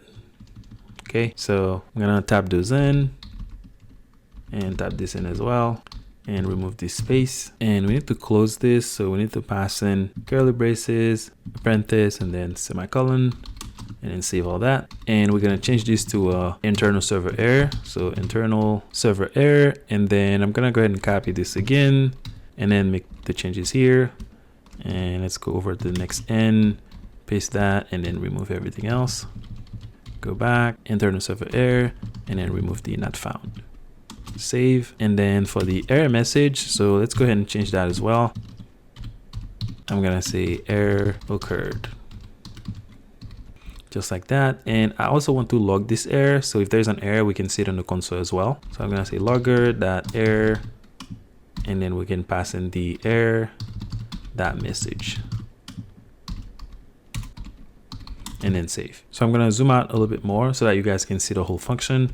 So I'm going to go back to the beginning and see if I can walk you guys through it. So we're going to update the patient, and the first thing we're going to do is to log. Let me zoom in some more. So we're going to log. So we're going to say, hey, we're fetching the patient because we need to see if the patient exists in the database before we try to update that patient. And then we're going to run this query. So this query is just going to find the patient in the database if the patient exists in the database. And we're just calling the select patient and then passing the ID coming from the request parameter, as you can see here. On the next line, we're just checking to see if we get anything back from the database. So if we don't have anything back from the database, meaning we don't have that patient by that ID in the system, then we're just going to send them this response. We're just going to say that the patient was not found. Otherwise, we're going to go with the else statement. Now, the else statement is doing many different things. So the first thing is we're logging to say that we're updating the patient at this time. And then we go over to the next line to actually send the query to the database. So we're passing in the update patient query. We're passing in the information. So we're passing in the request body as the first parameter because the request body is going to be like a JSON. And then we're just transforming it into an array. And then we're passing in the ID, which is the second parameter we need to pass into this update patient query. And then in the callback function, we check to see if we don't have any errors. So if we don't have any errors, we're going to send this response. We're going to say, okay, the patient was updated, and then we send the patient back to them with the updated information. Otherwise, which means we got an error, and I'm going to delete this empty line. Then we're going to log the error. So we're going to call the logger, as you can see, I'm doing on 69 here. And then we're going to send this response to the user with an internal server error. Now you can send this error as a response as well as part of the message. So if we go down here, let's go over here. Let's go over to the error.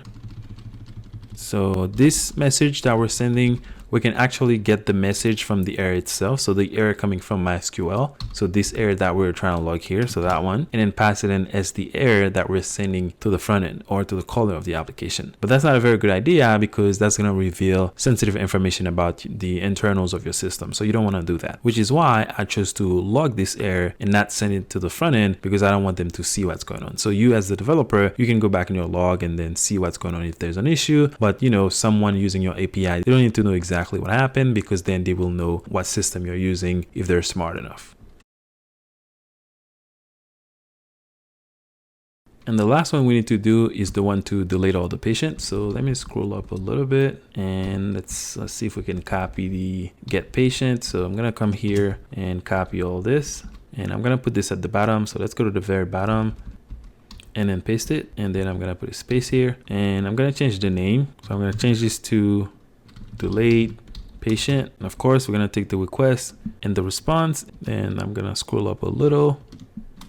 I'm gonna go ahead and change the message. So this is gonna be delete patient, save, and actually this is supposed to be deleting patient. So deleting patient, and let's call the delete patient. So let's go back and change this to delete underscore patient. Save that, and we're also going to get the ID to delete the patient. So this code is good, we don't have to change it. So request params and then ID. But this time on the result, since we're not going to get anything back because we just delete something, we're just going to check to see if we have any affected rows. So here I'm going to say affected rows. If this is bigger than 0, that means there were some rows that were affected in the table, which means the operation took place. Then we're going to send a success response. So let's copy this response down here. Actually, I'm just going to delete them and then paste them here, and then delete these 2 lines. And then I'm going to remove the exclamation mark because this is negating this statement and we don't want to negate it. So we're not negating this, and we're just checking to see if the affected row is bigger than 0, which means the operation was a success. So then we're going to send the OK, pass in the status, and we're going to change the message as well. So patient deleted, and then pass in whatever we have in the result. We could also pass no content to this. So the patient is deleted and there's nothing in the body, but I'm just choosing to send an OK so that you can see what this response contains. So whatever this first object is, we're going to try to access it. And then now we need to work in the else statement, as you can see here. So let's go back up and see if we can copy the not found. So let's go up and let's just copy these 2 lines and then go down. And I want to paste them here and then save. So again, we're going to say we didn't find the patient, and then we're going to pass in the message patient by ID, whatever the ID is, was not found. So I'm going to go ahead and zoom out a little bit so you guys can see the entire thing. And then I'm going to go all the way to the top. Let's scroll down slowly. So the first function that I'm going to highlight here is the function to get all the patients. And then the second one that we have here, if I scroll up a little bit more, is to create a patient. So this one is to create a patient, and it's highlighted as you can see here. And then the next one is to get 1 patient. So that's this one right here, to get 1 patient. And then the next one, I'm gonna go ahead and scroll up. So the next one is the most complicated one because we're doing 2 queries, and really it's just because we want to check to see if the patient is in the database before we try to update any information. But you didn't really have to do this. You could just send the update to the database. If the patient is not in the database, then it would just give you an error because it wouldn't be able to find that patient by that ID. You still get an error. So this is just for safety, but you don't really have to implement it that way. You can just have just this part right here. So the part where we're actually trying to update the patient in the database. And then the last one is to delete a patient. So we're just calling the delete patient query, passing the ID. And then if the operation is successful, if we have some row that is affected in the table, then we just send a success response. Otherwise, we send that the patient was not found or something like that. That's probably why the operation was unsuccessful, because we didn't find that patient by that ID. So I'm going to go ahead and zoom back in, and I'm going to go all the way to the top. And that's pretty much everything that we have to do for this controller. We don't really have to do anything else. We just have all the CRUD operations, and then we're just going to use them in our route. So I would say maybe like pause the video and then take some time to take a look at these functions. And you can even improve them if you want. So you can think of ways you can make them even better, or you can just think of ways that you you would use them in different applications. But just make sure that you understand what's going on here, because it's really just simple. And the way that I know like how to access this result is because I look at it depending on the query that I'm sending. So when I send a query to get all the patients, a query to like create a patient, I know what the result is going to look like, so I know how to step into it. As you can see here, sometimes I'm just checking to see if there is something in an array, as I'm doing on line 46 here. Sometimes I'm checking to see if there is any row that is affected, which is what I'm doing here on 81. So just take a look at the object whenever you send a query to the database and see what comes back, and then you will know how to step into it to access whatever you want, and then that way you can build your logic according to what you see depending on the query. So back to the tab, go ahead and save the file, and then at this point we're just gonna be working on the route, and then we're gonna be importing all these functions, and then we should be able to test the application after we spin up a database, because right now we have the configuration for the database, but we don't have any database running on my computer yet. So we're going to create the routes and then create a database and then test the application to see if everything is working as expected. Now let's go ahead and work on the routes for the application and then start using this. So I'm gonna go in the source folder and expand it, and let me expand this a little bit more. So now what I want to do is I want to create another folder, and I'm gonna go ahead and zoom in a little. So I'm gonna create another folder inside of the source folder, and I'm just gonna call it route. That's gonna be where all of our routes are going to be. And then inside of this route folder, I'm gonna create the patient.route.js file. So let's make this full screen, and this is going to be pretty easy. And the first thing we need to do is to import Express. So import Express from, this is coming from Express.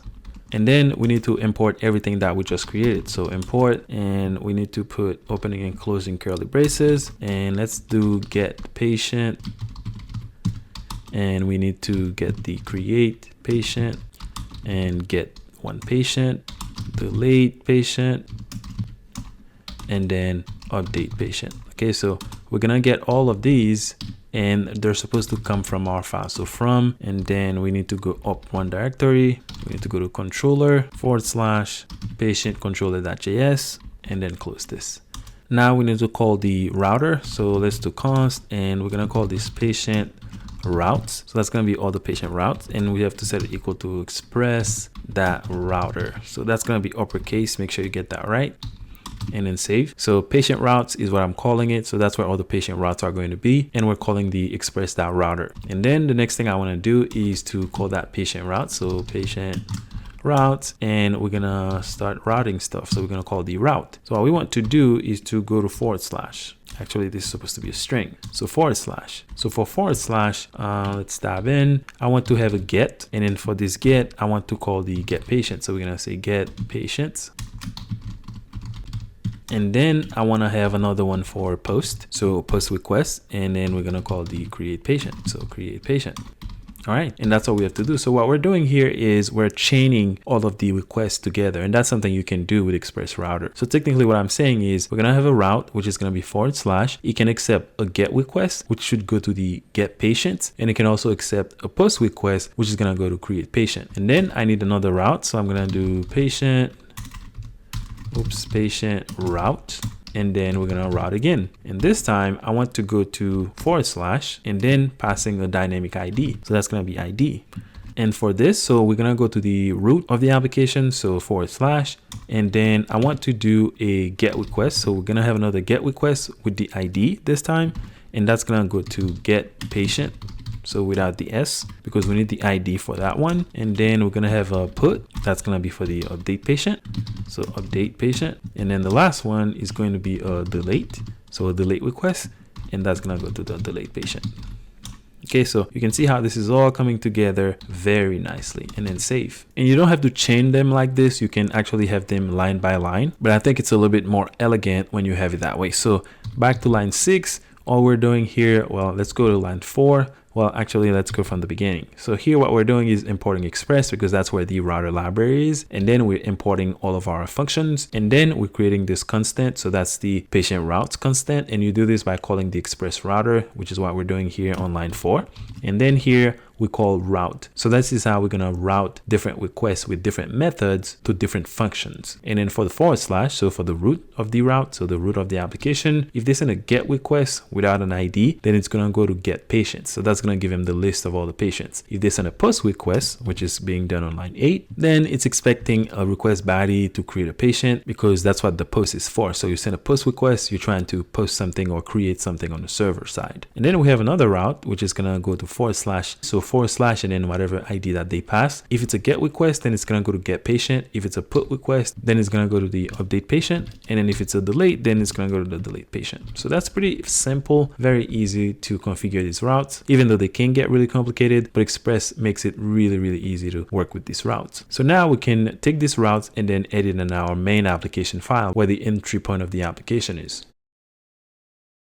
So let's go ahead and export that. So I'm going to go down here and I'm going to say export default, and then we need to export the patient route. So we're going to say patient routes. Now we can import it in the index file and then use it there. So let's go into the index file. So index.js, and we need to import this. So let's import it right here. I'm going to do import, and we're going to call it patient routes. And then it's supposed to come from same level. We need to go to route and then forward slash patient route.js, and then close that. All right, so now I'm gonna go ahead and copy this line and then come down here and then paste it, and then we're just gonna pass in the routes as middleware. So I'm gonna delete all this stuff and delete all this, and what I need to do is to say we want everything to go to forward slash patient. Oops, so forward slash patients. So that's going to be the actual route. So everything is going to go to forward slash patient, and then we're going to give it the patient route. So we're going to say patient routes and then save all that. So hopefully you have a little bit of a background with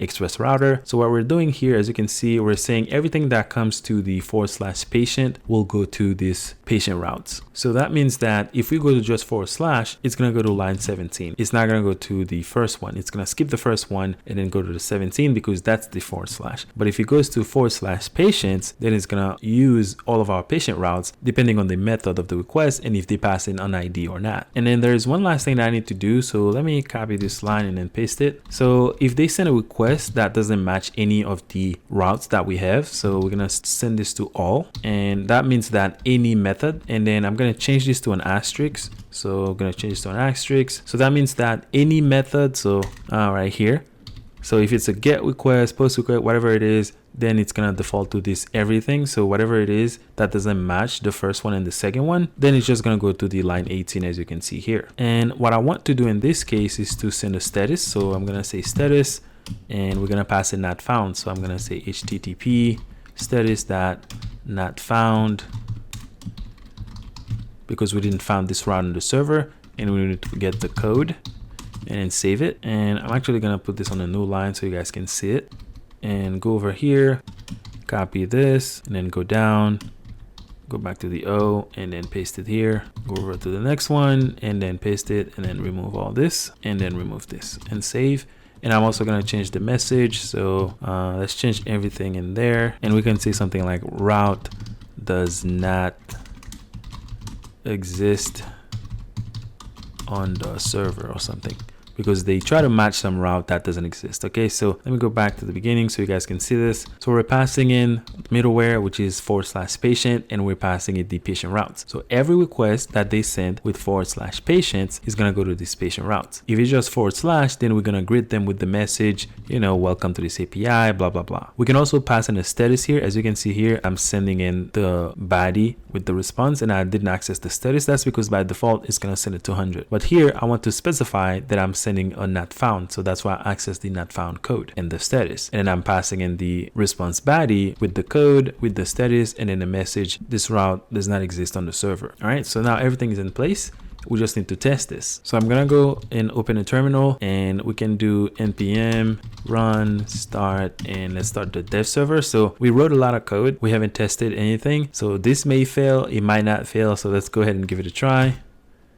and it didn't fail, and the server is running on 3000. So everything we wrote so far, we have no errors up front. There might be some other errors, but up front we know that we don't have any errors. So now let me go to my other workspace, and we're gonna send another request. So HTTP, and then we need it to go to 3000. So I'm gonna say 3000. So this is just gonna go to /. So this should give us the same message. So patient API, all system ready to go, and then we get it to 100. So now let's see if we can access one of the patient routes. So let's go here, and we're gonna go back, and then this time we're gonna go to /patients. So that should go to the /patient for get all patients, and it should just say something like it didn't find any patient because we don't have anything running yet. So if I send this, you get the response, no patients found, and everything is okay. So now if I try to send another request to /patients / let's say some number, for example. So if I do the same thing, and then I do / let's say 4, because we're trying to access a patient on a database by ID 4. Now this should fail, and the failure should be something like, I couldn't connect to the database or something like that. So if we send this, yep, we got an error. So you can see that it didn't find any connection to any database. And if we go back to my previous workspace, then you're gonna see that we get an error as well.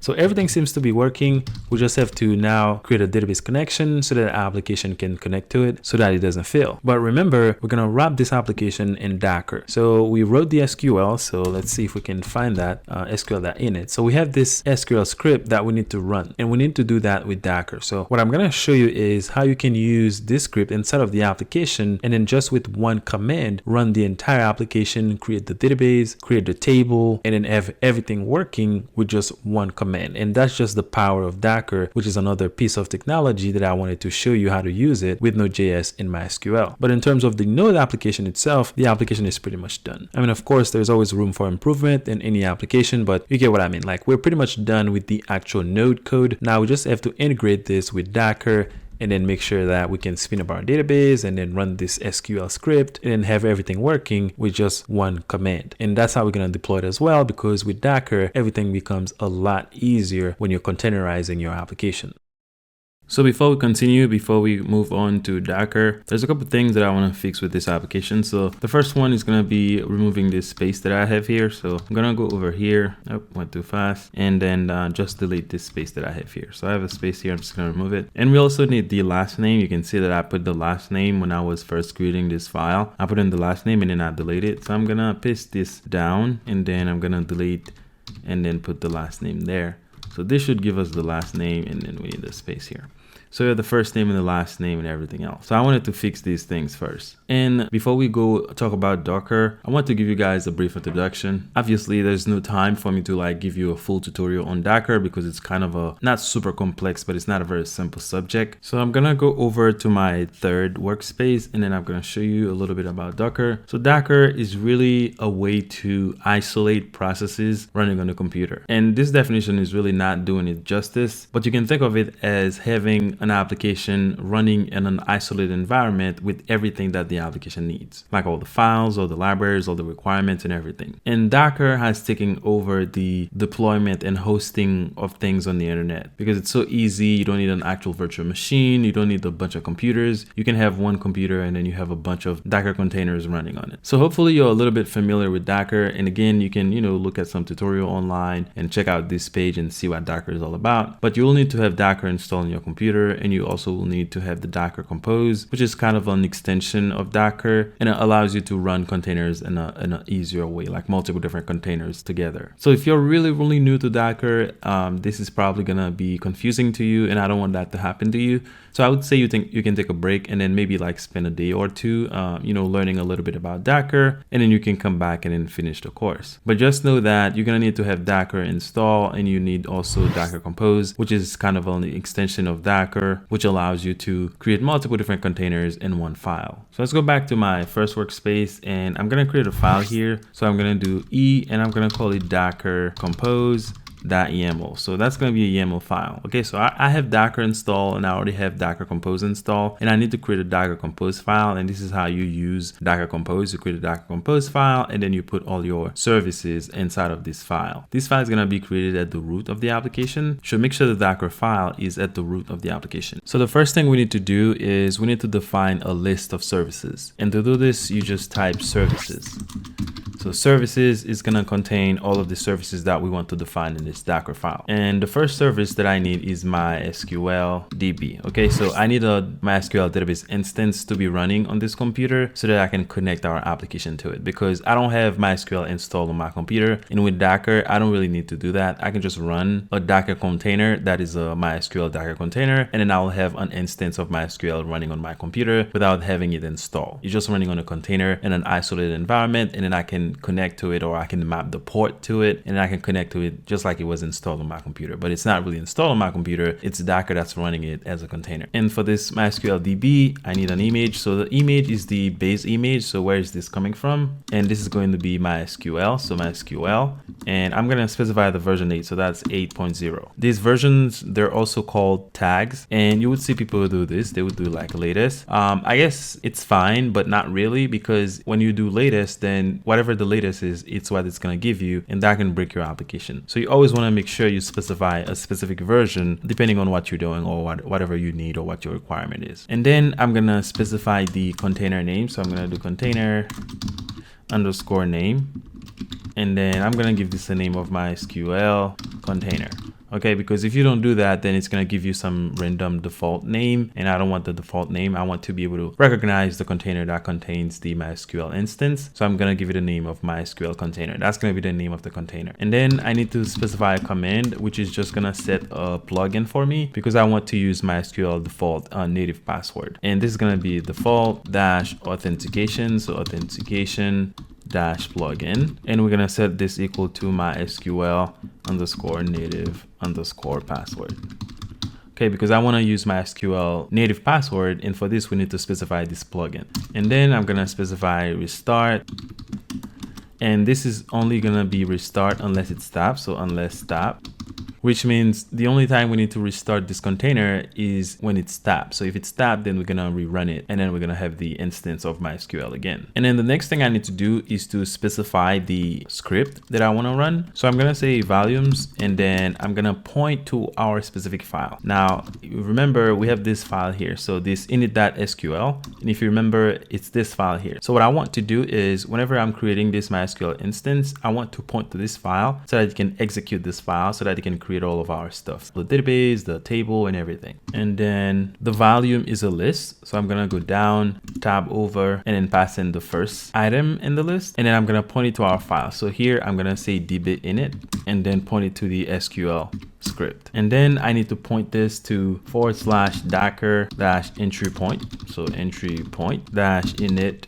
db .d /0 underscore init.sql. Okay, so this is just something that you have to know whenever you need to have some script executed. Whenever you're creating a MySQL container, then you can use this location and then point your file to it. So whatever file is mounted to this file, this 0 init.sql, it's just gonna run everything that's inside of it. And we're pointing to our file, which means it's gonna put everything that we have in our file inside of that file, so that when the instance is being created, then it will just run the script, and then our database and table will be created. And then the next thing I want to specify is the location where I'm gonna save everything, because if we run the container like this, whenever we stop the container, all of the data will be lost, and I don't want to lose all of the data. So I'm going to create another volume, which is really mapping location on the host computer to some location inside of the container. So I want to go to my home, and then /database. You can see it coming up here, and I want to mount this to var /library /MySQL.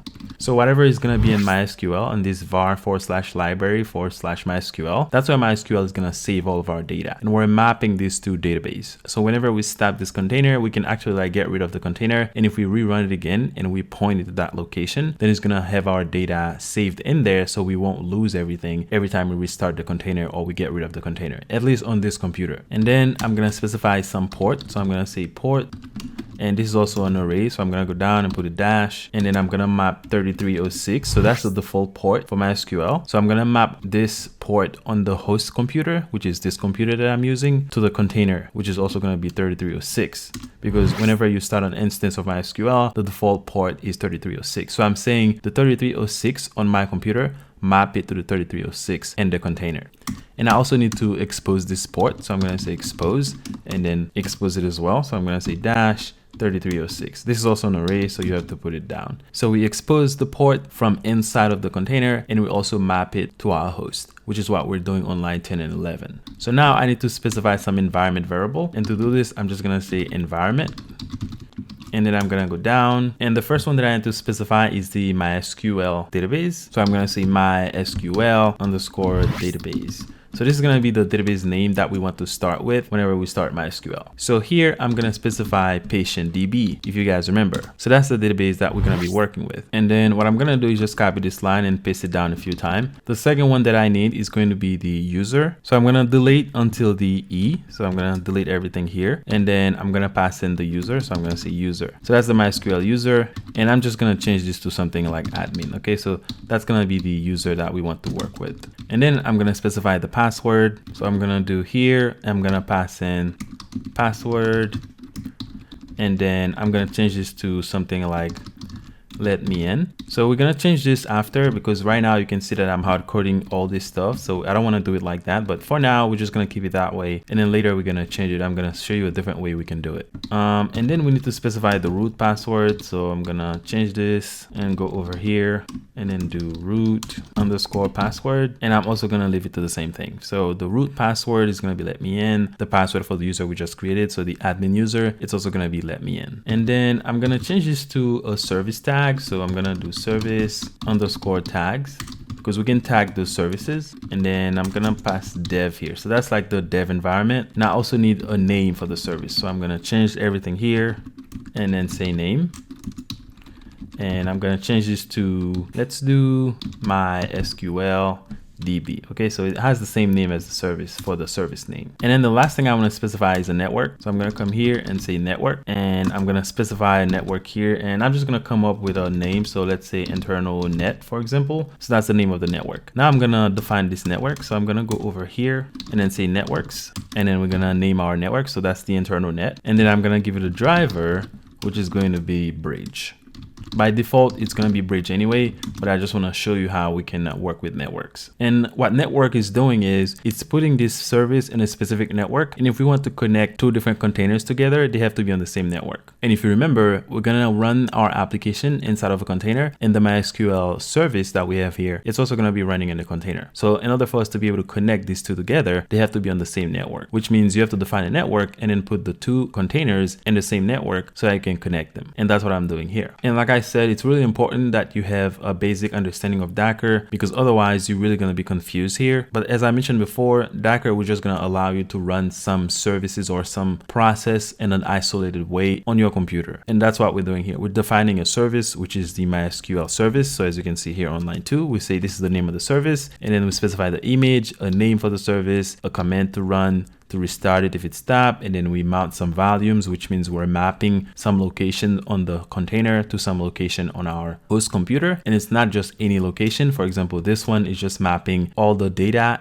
on our home in the database folder, and then this other one is just running our script. So if you point something to 0_init.sql, then it's going to run whatever script that you pass it. And that's what we're doing here, because we need to run our init.sql. And then we map some ports. So we map the port on the container to our host computer, and then we also expose that port as well. And then we specify some important environment variable, and that's the database to start with. So that's going to be the patient's database, and then the user, like another user in addition to the root user. So that's admin. And then we're passing in a password, which is let me in for both the root user and our user, which is admin. And then we give the service a tag and a name, and then we create a network, as you can see here, and then we define the network down here. So nothing really complicated if you have a basic understanding of Docker, but if you don't, then that's going to be really confusing to you, because you won't understand what I'm talking about. So make sure you have some basic understanding of Docker, you have some background on Docker. Otherwise, like I said, you might just be confused. So this is going to represent our MySQL service. That's going to give us an instance of the MySQL database or the MySQL server on our computer, and then we're going to connect our application to it.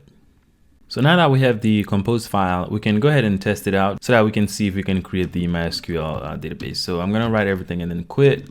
And then here, what I want to do is to check to see if this file is correct. So I can do docker-compose, and then I can do config. So if you do that, then Docker config is going to look in the current directory, and it's going to check for the Docker compose file. And if this file is correct, we'll know. So if I press enter here, you can see that we didn't get any error, and you can see that it gives you more detail as to what it's gonna be doing as far as the values that it's gonna be using. So you can see that there's some extra information here, but you can see that everything looks fine. We didn't get any error. If there was a problem in the file, then we would have gotten some kind of error. We would say, hey, this is wrong or something like that. So when we don't have any errors and it shows you the file like this with the extra information that it's actually gonna be using, then you know that your file is good. So I'm gonna clear the screen, and then I'm gonna see if I can run the MySQL container. So let me check to see if I have anything running. So I'm gonna do Docker ps -a. So that's gonna check for any running container or a container that are not running. So you can see that I don't have any containers running or anything like that. And I want to check my images. So all my images, I don't have any image at the moment. So whenever I run this command, it's gonna pull the image down, and then it's gonna create the container. It's gonna use everything that was specified. So let's go ahead and give this a try. So to run the container using the Docker compose file, we can do Docker and then compose. So Docker compose, and then we're gonna say up. And another thing I wanna say is -d. This is gonna run it in detached mode, which means we're gonna run it and then the terminal is gonna come back to us, or the shell is not gonna be hanged by the process. It's gonna quit the process, but the process is not gonna be exited. So I'm gonna say Docker compose up so that I can run the Docker compose file and then create the container, and I'm gonna run it in detached mode. So I'm gonna press enter on this, and this is gonna take some time because it needs to download the image and then run the container and do all the configuration and stuff. So I'll come back when it's done. As you can see here, it says a container started. So let's clear the screen and then check our container again. So Docker ps, this is gonna show only running containers. And you can see we have the MySQL container running. You can see the port mapping that I have here. So the local port mapping to the container mapping on 3306, which is the default port for MySQL. And if you guys wanna see this better, I can actually put this inside of Vim so that you can see the result. You can see we have the container name and then the image version, some of the commands, the status, and then some of the port mapping, and let's see what else we have. And then we have the name, which is MySQL container. So I'm gonna quit all this and not saving this. So we have the MySQL container running on our host, and we have the port mapping, which means that we have an actual MySQL server running on this computer and we can connect to it. And I actually had MySQL server installed on my computer, and I just remove it because now I have Docker installed. So whenever I need an instance, I can just create it. And I do that for many different services that I need, like Apache servers and things like that. Like I don't really install those things on my computer anymore. I just use a Docker image and then I run it whenever I need it. And once I'm done, I get rid of the image. So let's clear the screen, and now I'm going to show you how we're going to connect to this MySQL server that we have running on this computer itself, because I want to show you that it's actually running and everything that was specified was created. And then we need to check that as well before we run the application. So to do this, you also need to have the MySQL client. So I have the MySQL client, but I don't have the MySQL server, which means I have the client I can connect to any MySQL server that is running on anywhere on the internet as long as it's accessible. But I don't have the MySQL server. I just have the client, which is gonna allow me to connect. And I called client by just calling MySQL. And the first thing we need to specify is the host. So this is gonna be our local host, because remember, we're mapping the container to the host. So localhost is our host. And then I'm gonna specify the port. So the port is 3306, so the default port, because this is the port that we map from the container to the host. So the host port is still 3306. And then I'm gonna specify the protocol. So I need to do -- and then protocol. And then this is gonna be TCP. And then we can specify our user. So let's start with the root user, and then we're gonna pass in the password, and I'm just gonna pass in the password here. Now this is not recommended, so it's gonna give me a warning whenever I press enter on this command, because you have to just put the -p and then you press enter, and then it's gonna give you access to put in the password, which is gonna be like hidden because you won't be able to see what's being typed. So that's the warning it's gonna give me. But this is just for test. I'm just gonna put in the password here. So when I run this command, it should take us straight inside of the MySQL server. So let's go ahead and run that, and you can see I'm inside of the server. So I'm gonna zoom in a little bit, and maybe this is too big, but that's fine. I just want you guys to be able to see. The first thing I want to do is to show databases. So I'm gonna say show databases, because I want to see that if the database that I specify, if it was created. So if I press enter here, you can see we have the patients DB database, in addition to everything else that it created by default. So what that means is that it actually read our script, and then it created everything inside of this database. So now let's use this database. So I'm gonna say use patient DB. So that's to switch to the patient's DB database. And then here, I'm just gonna say show tables. So show tables, and then see what we have. So you see that we have the patient's table, which we specify in the script. And let's take a look at that. So I'm gonna say describe patients. So that's going to describe the tables. That's going to show us all the columns and the row and everything. So let's press enter. And you can see that we have our table exactly the same way that we specify in the script file. And the second thing that I want to do is to check to see if I have anything inside of this table. For right now, we shouldn't have anything inside of this table, but we can check anyway. So I'm going to say select everything from the table. So star from, and then we're going to pass in the table name, which is patients, and that should bear no result. Okay, so you see that we don't have anything inside of this yet. So now that we know we have an instance of MySQL, we can actually get out of this. Now we need to create the configuration to connect to this database. So let's open our application and let's go here, and we have to go inside of the config. So I'm going to zoom out now because we don't need to be that big. And inside of the MySQL, you can see that we're passing in all these values and they're coming from the process. When we were creating this configuration, we specify all this information. So we have to pass in all of this information via the process so that when we run the application, it can find these variables that were defined on the process, and then it should be able to connect to the database. So I'm going to go ahead and copy all this, and then I'm going to create a new file. So I'm going to go over here, and I'm going to go to the root of the application and then create a new file, and I'm going to call it .env. Okay, so that's the .env file, which stands for environment. We're going to place all this environment inside of that file, and because we have .env, then it should load all of this whenever we run the application. So let's create this file, and then I'm going to press Shift I so that I can show a hidden file. You can see that the .env file is shown now, but if I do it again, you can see it's hidden because by default .files are hidden, .folders are hidden. So I'm going to do Shift I, and then I'm going to go inside of this file and then get rid of this, and then I'm just gonna go ahead and paste all this information and delete this line. So now we need to specify all of this information, so the DB host, the port, the user, the password, the name, and then the connection limit. I'm gonna do Control V, and then I'm gonna select all of this, and then I'm gonna go down and then remove all this. I'm gonna go to the end, and I'm gonna see if I can select all these again and then delete them. And I'm gonna do the same thing here. So I'm gonna go over here, select all this, and then delete all this, and then just delete all these other ones, delete this, and then delete this.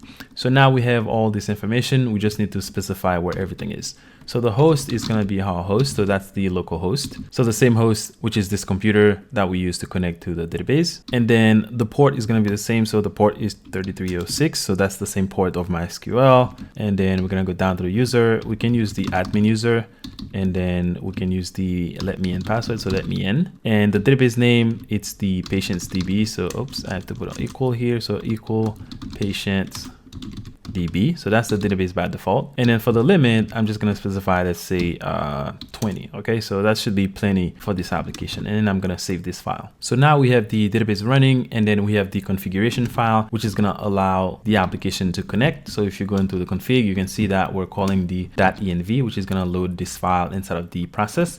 And it's going to pass in all of these values inside of the process for whatever we define them to be. And this is just the initial example that I'm showing you where we run the container on my local computer and then we connect to it. But what I'm going to be doing later is I'm going to combine the application container and the MySQL container into one Docker file so that we can run both of them at the same time with the run command. And this is how we're going to deploy the application. So now what we can do is we can go ahead and run the application and see if we can save something in the database. So let's go ahead and see if we can run the applications and see if we can create a new patient and then have it save in the database. So I'm going to open a new terminal to the right. I'm actually going to swap this and we're going to run the application. So I'm going to say npm run, and we want to start the dev environment. So we're going to say dev, and I'm going to press enter. And you can see that the application is running and everything looks good. So now I'm going to go over to my second workspace and let's see if we can save a new patient. So first of all, let's see if the application is responding properly. So let's go to 3000 and we should get a welcome message. Okay, so everything seems to be working fine. So now I want to send a post request. So we're going to say HTTP, and then I'm going to specify the type of request. So that's going to be a post request. And then we're going to say it's going to go to 3000 and that should go to /patients. So patients. And then we need to pass in the JSON information in the body of the request. And to do this with HTTP, it's really pretty easy. So we just specify the key and the value. So first name equal, let's say junior, and then last name, that's gonna be my last name. And then email, I'm gonna say junior@email.com. And then the phone, so the phone can be anything. So I'm gonna put 1 2 3 4 5 6 7 8 9. And then the address. So since we're going to have space in the address, I'm going to put it in quotes. So here I'm gonna say 123 Main Street, and then I'm gonna specify my diagnosis, and that's going to be let's say a light cough, for example.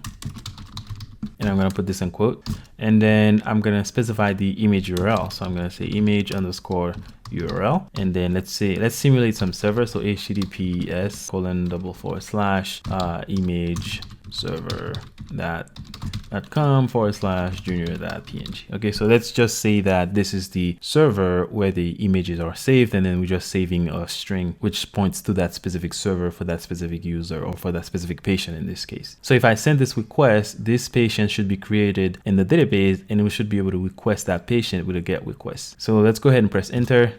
And you can see that the patient was created. You can see we get the response, and that means that it was saved in a database. You see we get the created. So I'm going to clear the screen, and then let's see if we can send the /patient. So if we send this GET request now, we should get this patient back. So let's do send. And you can see that we get the patient, and we know that this is coming from the database because we have the ID here. As you can see, we have the ID of 1. So you can see that even though I didn't have MySQL installed on my computer, I was able to spin up just a simple container with the MySQL image for the version that I want, and then I specified some parameter, and then we were able to have MySQL server on our computer without having to install it. And we can stop this container, we can get rid of the container, get rid of the image, and it will be just gone, and we didn't have to install anything on our computer. And Docker is also really fast. Like whenever you start a Docker container, it really starts within seconds, instead of, you know, in the old days where you have virtual machine, and then you had to start the virtual machine, and it was using a lot of memory, a lot of space. You had to have the whole operating system. So Docker is really powerful, and if you guys are not very familiar with it, then I would absolutely encourage you to check it out. But that is just a side note. As you can see here, we have our application running, so we know that it's working fine. We can create a patient, and we can fetch all the patients as well. So I'm going to clear the screen, and then I'm going to send another request, and this time I need to change the email, because if I don't change the email, then we're going to get an error. So I'm going to go ahead here, and then let's say junior 2. Maybe I should change the name just so that we can see something else.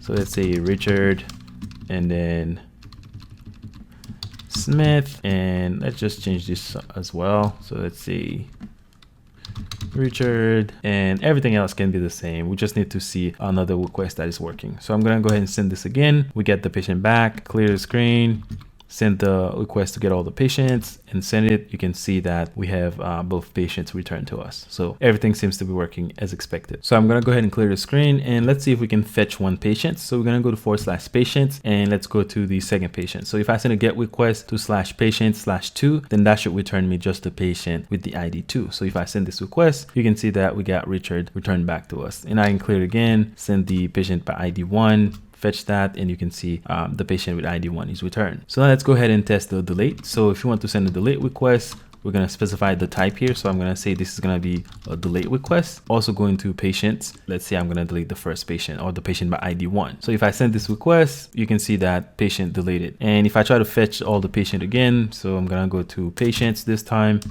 you can see that I only have one patient now, which is the patient with ID 2, as you can see here. So the create patient is working, get all the patients is working, get one patient is working. So now we only have to test the update patient, which is the last thing we need to test for our CRUD operation. So let's go ahead and test the update patient. So I'm gonna go back to the create patient. So this is the create patient. I'm gonna go ahead and make some changes here. So we have to specify the ID of the patient that we want to change. So I'm gonna go back to the /patient, and then here we have to do /2. So we specify the patient ID, and then here this is supposed to be a put request. So I'm gonna change this as well to be a put request. So put request, and then we're going to patient / the ID of the patient. So that's the patient with ID 2. So let's say we want to change the name, for example. So I'm going to change this Richard, and then I'm going to change it to Dave, for example. And let's put a different email here. So let's say Richard 2020 or something like that. And let's change, let's say the diagnosis now is going to be just a cough. And then the image URL is going to be the same. Well, actually, I'm going to change this to the same name. So here, let's say Dave.png. So if we send this request, we should get the response back and the patient should be updated. So let's go ahead and send that, and you can see that the information is updated. We have the diagnosis is different. The first name is now Dave, and everything is updated. And you can see the message here, patient updated. So we know that all of our operations are working. You can go ahead and test this further if you want. I'm just not gonna go ahead and do that because I want to move on with the course, but feel free to test everything and see what's gonna make this fail. And maybe that's gonna raise a question in your head, and you can go ahead and ask me any question, and you can go ahead and ask me why it's failing if you can't figure it out. But make sure you play around with this, make sure you understand what's going on here. But at this point, all of the operations are working. So let me go back to my first workspace here, and I'm gonna stop the application and then get rid of this terminal. And by the way, you can see all of our logs here. We're getting an undefined here, and I know why this is happening. I had a typo somewhere in the controller, and I'm gonna fix that in a second. So that's why we're seeing all these undefined here, which is supposed to be the URL, but we're gonna fix that in a second. So let's exit out of this, and I want to go to the controller. So let's go to the controller, and in this file, if you look here, let me scroll down. If you look on this line, on line 36 here, you see that I'm creating this patient on the fly, and I'm trying to get the ID from the inserted ID. So that's going to be the ID of the patient that just got created, which we're getting from the result. But what I want to do is I want this query, when it runs, I want it to return the newly created patient to me so that I don't have to create this patient on the fly. I can just get the patient coming from the result. And to do this, one solution that I found is to create something called a stored procedure. And it's really pretty easy. And that's what we're going to be doing right now, because I don't want to have to create this patient on the fly. I want that whenever I run the query to create a patient and then the patient is created successfully, I want to get that patient from the database, the newly created patient, the entire object, and then return it instead of me having to do this here on line 36, creating this object literal and then passing the information, which is the same information that the user passed to me. And then I'm getting the new date from the system from JavaScript. So I'm not really getting the information coming from the database. I'm just recreating this. I mean, besides the ID, of course, but everything else, I'm just creating it on the fly. So one solution that I found is I can create a store procedure, which is a fancy way of saying a function in SQL. Instead of having a statement, you can put multiple different statements in one function, and that's called the store procedure. I mean, it can get a little bit more complicated than that, but that's the idea. You have multiple different statements executing one after the other inside one process or one isolated process. So I'm going to leave this here for now, and I want to go to the init file. So we're going to say init.sql. So inside of this file is where we have to make the change so that we can create the store procedure. So I'm going to go to the bottom, and then I'm going to start down here, and I'm going to scroll up so you guys can see what I'm doing. So let's scroll up a little bit more. So what I'm going to do here is to define the store procedure, and then we're going to recreate this database and then recreate this table, and it's going to create this store procedure, and then we can call that store procedure whenever we're creating the patient, and that store procedure is going to return the newly created patient to us so that we don't have to create this patient on the fly. So whenever you're going to create a store procedure, the first thing you have to do is to specify a delimiter. So to do this, I'm going to say the delimiter, and then I'm going to use, let's say 2 forward slashes. Okay, so that's going to be my delimiter, and I'm just going to copy this line and then paste it down and paste it down again. So this one is going to be end. So I'm going to end the delimiter. So I'm going to put end here, and then I'm going to set the delimiter again to what it was, which is semicolon. So I'm going to save that. So all the code that we're going to write, it's going to go inside here. So the code is going to go in here, all the code that we need to create the store procedure. So it's really important that you pass in this delimiter here. Otherwise, MySQL won't understand what you're trying to do here, because by default, it's trying to read everything as a statement. So let's go ahead and create the procedure. So to do this, we have to use the keyword create procedure. So we're going to say procedure. So that's going to create the store procedure, and we have to give it a name. So I'm going to say create underscore and underscore return. So that's going to create the patient. We can call it create patient and return. You can give it whatever name you want. And then we have to pass in the variables. You can have in variable, so variable that you're only going to accept, but you're not going to return. We can have out variable, so variable that you're going to push back out to the user. And then you can have both. So it's going to be like an in out variable, which means it can be taken in and you can also return it to the user. In our case, we need to get some in variable. So to do this, we're going to say n, and we're going to take the first name. So we need the first name. And then now we have to specify the type. So that's going to be varchar, again, 255. So this is going to be the first variable that we're going to take, which is going to be coming into this. So that's why we're specifying the n, and then we give it the name. So that's the first name. And then we give it the type, which is varchar 255. So I'm going to go ahead and just copy all this. So let's go back and copy this, and then I'm just gonna paste it. So here I'm gonna paste it. I need to put a space here. I'm gonna paste it again for the email.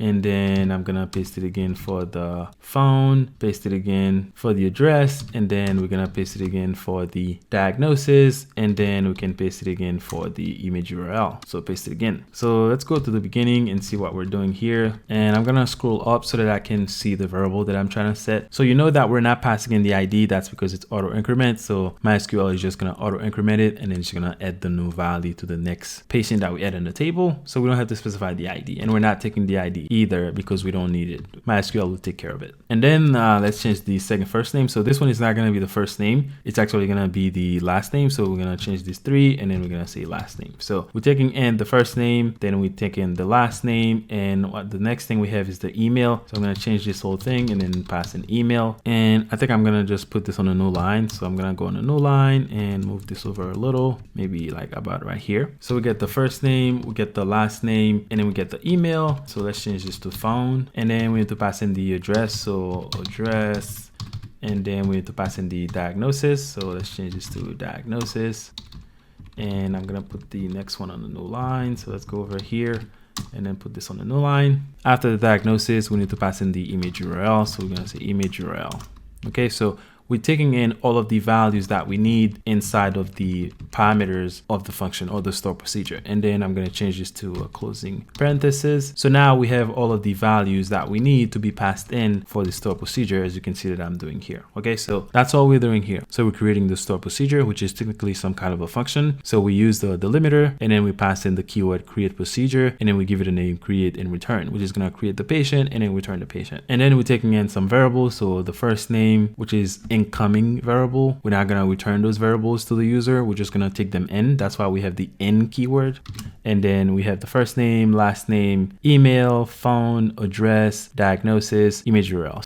And then after that, we're gonna have to pass in the query that we want to be executed. So what this was doing is just getting the values that we need to execute the query. So to do this, we're gonna start with the word begin. And then in here is where we're gonna pass in all these queries that we need to run. So the first one is going to be insert into. So that's gonna be inserting into the table.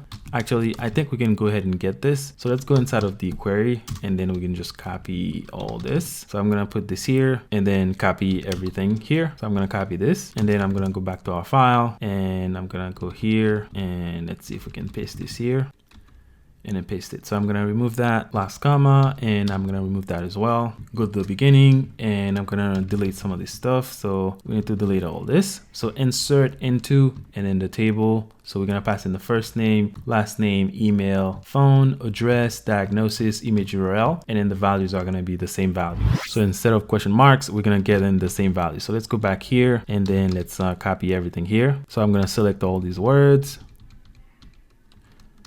and then go over here and then paste everything, and then delete all this.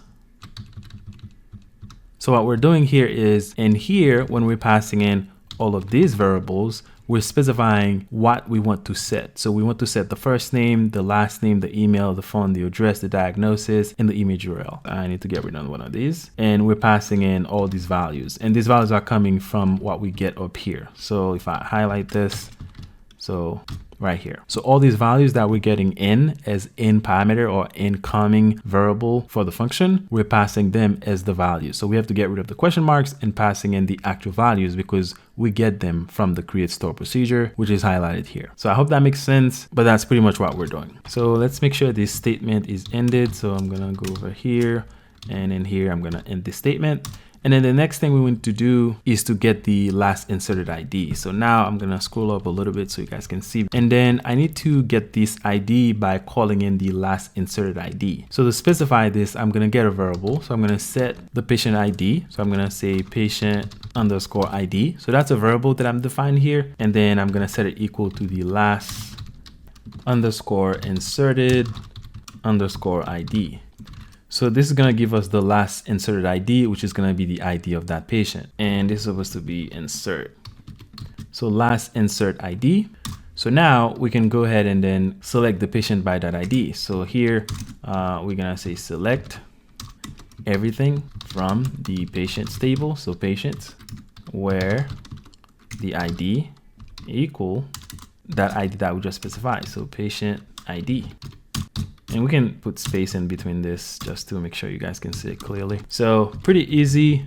This is going to return the patient, and that's going to give us the patient by that ID because it's the last inserted ID, as these two queries are ran subsequently. So we specified the delimiter, and then we create a store procedure with all the parameters that we need inside of the begin. That's where we're going to begin our queries. And then we specify the first query to run. So that's insert the information inside of the table. And then we get a hold of the ID, and then we select everything for that patient by that particular ID. And that's what the store procedure is going to return. So I'm going to go ahead and save the file. And then what I'm going to do is to just rerun the container so that it can reread this file again and then create the store procedure.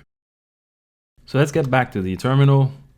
And what I want to do is to remove the database folder because this has a cache in it and we don't want to keep this old database. So I'm just going to get rid of this folder altogether. I'm going to go sudo and then point to my home directory, and then we need the database folder. And since this is a folder, we need to do this recursively. So rm and recursive force verbose so that we can have some log. And I'm going to pass in my password, and then that should remove everything. You can see at the bottom, the directory was removed. So remove everything that we had in the cache. Now I'm going to stop the container. So to do this, we can do, and since the container is running, to remove it, we can put -f. So that's going to force the remove. Or we can also do docker-compose and then down. So that's going to stop everything and then remove all the containers. Now, if we do docker ps-a, you can see that we don't have anything running. And if we check our images, we should have the MySQL image. So that's fine. We can just rerun the image again. And this is also cached. So we don't have to pull the image next time we try to run the container again. So I'm going to go ahead and clear the screen, and let's see if I can find this command. All right, so this is the command that we're looking for. So docker compose up -d, and that should just recreate everything with the store procedure this time because we have it in the script. So I'm gonna go ahead and run this, and you can see it's already running because it didn't have to pull the image. The image was already cached on our computer. So let's go ahead and check to see what we have. So the first thing you do is docker ps. That's gonna show you running containers. You can see that we have this container running. The status is up 15 seconds ago. So now we can log into this MySQL instance that we have running and then check to see if everything is there, including the store procedure. Let's clear the screen, and then let's find this command again. So this is the command that we're looking for, and then I'm gonna press enter. So you can see that we can log in again to the MySQL server. So clear the screen. I'm gonna zoom in once, and then I'm gonna do show databases. So that's gonna show us the database. And let's use that database. So use the patient database. All right, so the database has been changed. Clear the screen. So the ESC patients, you can see that everything's still the same. Now we need to check to see if we have the store procedure created, because we know that this would work because we checked it before. So all of these things that we checked before, we know that they're still working. So now let's see if the store procedure was created. So to see our store procedure, or to check to see if it's even there, we can run the command show procedure. So that's going to show all the procedures, and we can specify the database. So we can say where db for database. So db equal, and we can pass in our database name. In that case, that's the patients db. So we're going to say patients db and then end this with a semicolon. So this command should show all the store procedures that we have in this database. So let's go ahead and run this query. And I see that I get an error, and that's because I forgot something. So here we have to say status. So that's going to show the status of the procedure. So show procedure status where db equal, and then we pass in the db name. So let's clear all this, and then let's run this again. And I'm going to make this a little bit smaller so you guys can see everything, and clear the screen, run it again. And it's a little bit small, but you can see it right here. So you can see we have the name, and it says create and return. And I'm going to make it a little bit bigger. So just a little bit, and you can see it right here. So you have the create and return, and it says it's a procedure, and it's inside the patient DB, and some other pieces of information. So when it was created, modified, etc. But we're not really interested in this. So if I make this small again, I might have to zoom in whenever I'm editing this video, because I want you to really see this. So I'm gonna make it a little bit smaller. All right, so this is good. So run it again.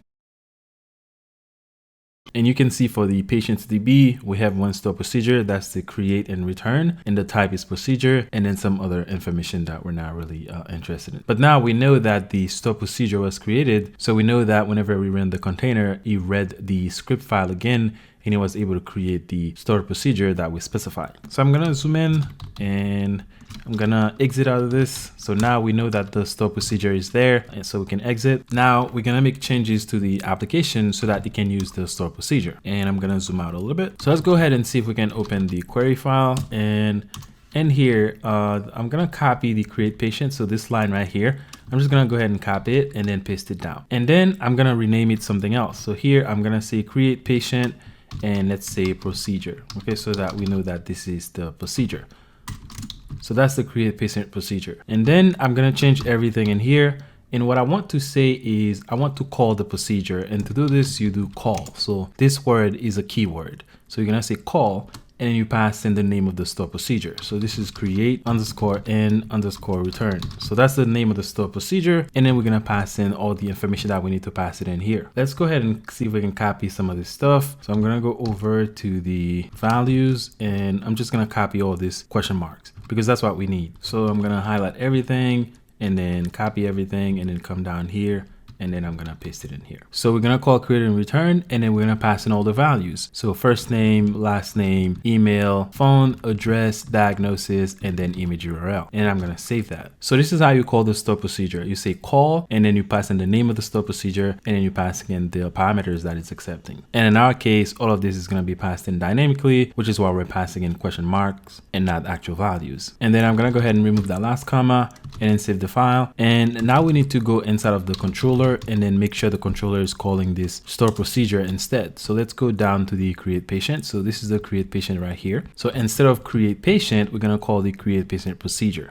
So we can go here, go into insert mode, and then I'm gonna say procedure, which is right here, and then save the file. So now we know that whenever we call this stored procedure, it's gonna return the patient that is saved in the database. It's gonna return it inside of the results. So here, instead of creating this on the fly, I'm gonna copy this and then comment this out so you guys can still have it. And then I'm gonna get the patient from the stored procedure because I know this is gonna return the patient to me. So I'm gonna go ahead and change everything here. And then I'm gonna say result. So from the result, we're gonna get the first item. So that's gonna be at index 0. And then we need to get the first element. And then here, I'm gonna pass in another 0. So if you guys want, you can take a look at this object whenever it's returned, but that's how we're gonna get the patient. I know this because I looked at the result already. So that's how I know how to step into this. So we're gonna get the first item, and then from that item, which is also another array, we get the first item. That's gonna give us the patient that just got saved in the database. So now we're not gonna be creating this patient on the fly anymore. We're gonna get the patient straight from the database query, and then we're gonna pass it in here as the response. Now everything should work. I'm gonna go ahead and save this file. And again, I'm gonna swap this over. And now we need to run the application. So I'm gonna go ahead and see if I can find this again. So npm start dev, we're gonna start the dev environment, and then I'm gonna press enter.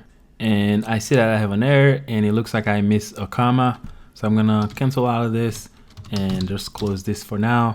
And let's go back to the query, and here we need to have a comma. So I'm gonna go over there and then put a comma there and then save the file. And we need this comma because we have a new line. So this line that we have here, we need a comma to separate the two lines as two different properties inside of the object. So go ahead and save that, and then I'm gonna open the terminal again, swap it over again, and then I'm gonna run the command again. So npm run start dev. And now you see that the application is running, and then we're gonna try to save a patient. And this time we should have the patient coming back to us with the new ID and all the updated information. So let's go back to my second workspace, and I'm gonna clear the screen, and I'm gonna just press the up arrow key so that I can find this command. So this is the post request. We shouldn't have any patients right now, so we can send that request again with the same email, and let's go ahead and see what happens.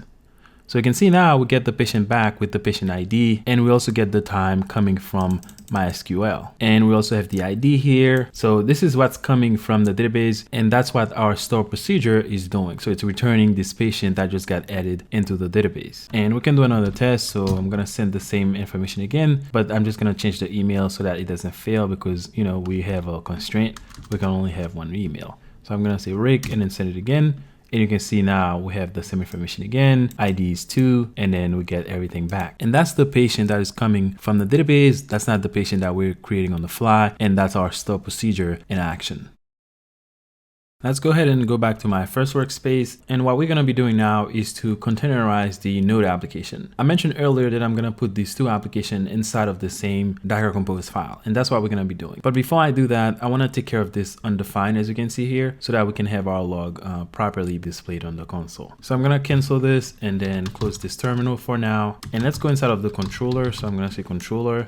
And we need to change, let's go up a little bit. So we need to change this, okay? So this original URL, as you can see here, this is supposed to be uppercase. So this right here is supposed to be uppercase. And we can go ahead and just make this change pretty easily in the entire file. And to do this, I'm gonna go and enter a command into Vim. And I'm gonna use the substitute or S for substitute, which means we're just gonna switch a word for another word. And I wanna do this in the entire file. So I'm gonna put a $ in the beginning. So that means that I'm targeting the entire file. And then I'm gonna pass in a / and I'm gonna say the word or the pattern that I'm looking for. And this is gonna be original URL in all lowercase, and you can see that it's highlighted in the document. And then I'm gonna pass in another / and then pass in what I wanna replace it with, which is gonna be original URL with uppercase U, so URL. So I'm gonna change original URL or lowercase to original URL with the U being uppercase. That's the change that we need to make. And then I'm gonna pass another /. I'm gonna pass in a G and a C. The G is for global and the C is for confirmation. So before it makes the change, it's gonna ask me if I want to change that word. So then I'm gonna press enter, and you can see that for the first one, I can press yes or no or whatever. So I'm gonna press yes. So it changes the first one to uppercase URL. Then it's asking me for the next one. I'm gonna press yes, next one, yes, and then the next one, yes, and then the next one, yes, and then that last one, yes. So it did 6 substitutions on 6 lines. And then I'm just gonna go ahead and save that and then open the terminal again. And then I'm gonna run the command again just to make sure that this is working properly now. So I'm gonna run it again. Okay, go to my second workspace, clear the screen, send the same request again. This time I'm just gonna change the email, because if we do that, then it's gonna fail because the email cannot be the same. I'm gonna put some A in here, and then I'm gonna press enter. And then now let's go back to the first workspace. You can see now we have the path properly displayed here, which is /patient. Okay, so I just wanted to fix this because I'm sure it was annoying some of you guys. So I'm gonna cancel this and then close this terminal. And then I'm gonna create a Docker file so that I can create an image for our application. So I'm gonna open the file menu, and then inside of the root of the application, so in the NodeJs API folder, I'm gonna create another file and I'm gonna call it Docker file. Okay, so capital D and then no extension, just Docker file. And then I'm gonna press enter, and you can see the Docker file is right here. I'm gonna click on it and then close the panel. So this file is gonna be pretty simple. So we're just gonna have a few lines in here, but it's a very powerful file. So even though you have a few lines, it's just gonna be able to build the image using some existing base image. So what I'm gonna do is specifying the base image. So I'm gonna do from, and then I'm gonna say node, and I want an Alpine version. So Alpine is like a smaller version of some image that you can have. So I'm gonna say Alpine 3.11. So that's the base image that I'm gonna be using. And then I want to define a work directory. So I'm gonna say work dir, and let's set this to /usr and / that's supposed to be USR, and then /code. Okay, so we're gonna create this folder called code, and that's where everything is gonna go. And then I want to copy the JSON file. So I'm gonna say copy package.json, and actually let's copy everything. So instead of just the package, we're gonna copy the package lock as well. So I'm gonna put a star here. So it's gonna copy everything that has package star.json. So it's gonna copy the JSON file and the package -lock.json file. And then we need to run npm install. So I'm gonna say npm install. And this command should be available to us because we're doing this on the first line. We're getting this image from Node. So that's a Node image. It's gonna have Node install with it. And because we do that, then we can run this command because we know that npm is gonna be available. And then I want to copy the rest of the application. So I'm gonna say copy everything inside of the code folder that we just created. So the USR /code, that's gonna copy everything in there because we define it as a working directory. So the immediate directory is this directory because we define it as a working directory. And then I want to expose the same port. So I'm gonna export 3000. And then I need to pass in the command I want to run whenever we start the container. And to do this, we're gonna pass in an array. And the first one is gonna be npm. So npm. Second one is gonna be run. So exactly the same command that we run whenever we're starting the application. And the last one is gonna be start prod. Okay, so that's the production environment that we're starting here. So exactly the same command that we run whenever we try to run the application. So npm run start dev or start prod. And then I'm gonna save this file. So this is gonna be our Docker file. And also these images are very large. For example, this node image here, even though it's an Alpine version, which means a smaller version, it's still gonna be very big. There is a way you can use a builder to make your image a lot smaller, but I'm not gonna get into this in this video because, you know, I don't wanna overwhelm you with Docker stuff. So let's go ahead and save this. And now we're gonna go inside of the Docker compose file, and then we're gonna create another image for the container to run, which is gonna be an image that's gonna be built off of this Docker file. So hopefully this is making sense, because as I mentioned before, this is not about Docker, but I just wanna, you know, show you how you can create an application and then Dockerize it with Docker. So some knowledge of Docker is required, because otherwise it's just gonna be overwhelming to you. So I'm gonna press enter here and then collapse this. So the same way we have this service that we're defining here, so the MySQL service, we're also gonna define our node application service. So I'm gonna see if I can copy all this, and I'm gonna copy everything and then see if I can paste it down here. So paste, and I'm gonna change the name to something like Node App. Okay, so this is gonna be the Node App service. And we don't have a base image, so I'm gonna delete this line. I need the container name, so I'm gonna change this to Node App, and I'm gonna scroll up as well, all the way up. So the name of the service is going to be Node App. So that's the name of the service. And then for the container name, I'm just going to change this to Node App Container. Okay, so that's the Node App Container. And then another parameter I need to pass here is the build. So we're going to say build, and that's how you specify that you're going to build the image from some Docker file. So I put a dot in here to specify that the Docker file is in this current directory because it's on the same level as the Docker compose. And then I need to give my image a name. So here I'm going to say something like Node App and then give it a tag of v1, for example. So that's going to be the name of our image, and I don't need this command and I don't need this one either. So we know that this is going to be 3000. So let's go ahead and change this to 3000. Then I'm going to copy this and then paste it here.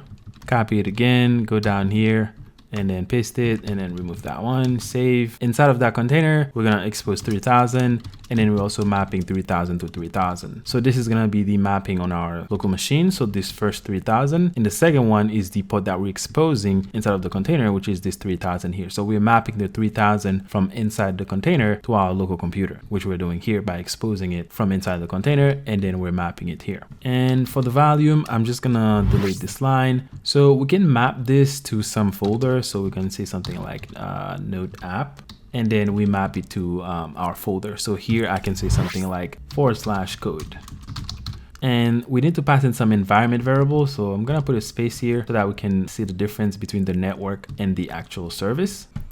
So I'm gonna select all these environment variable because I think I'm using the last two. So let's delete these ones. The service tag can be dev, and for the service name, I can change it to like Node App Service, for example.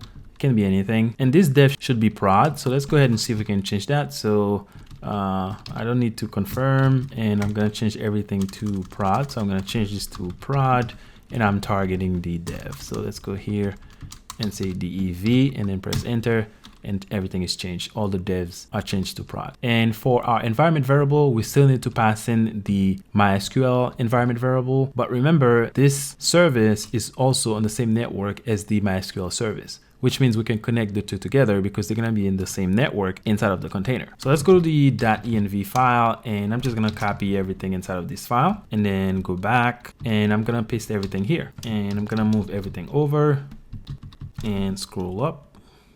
So for the host, I need to pass in the name of the service. So this is going to be MySQL DB.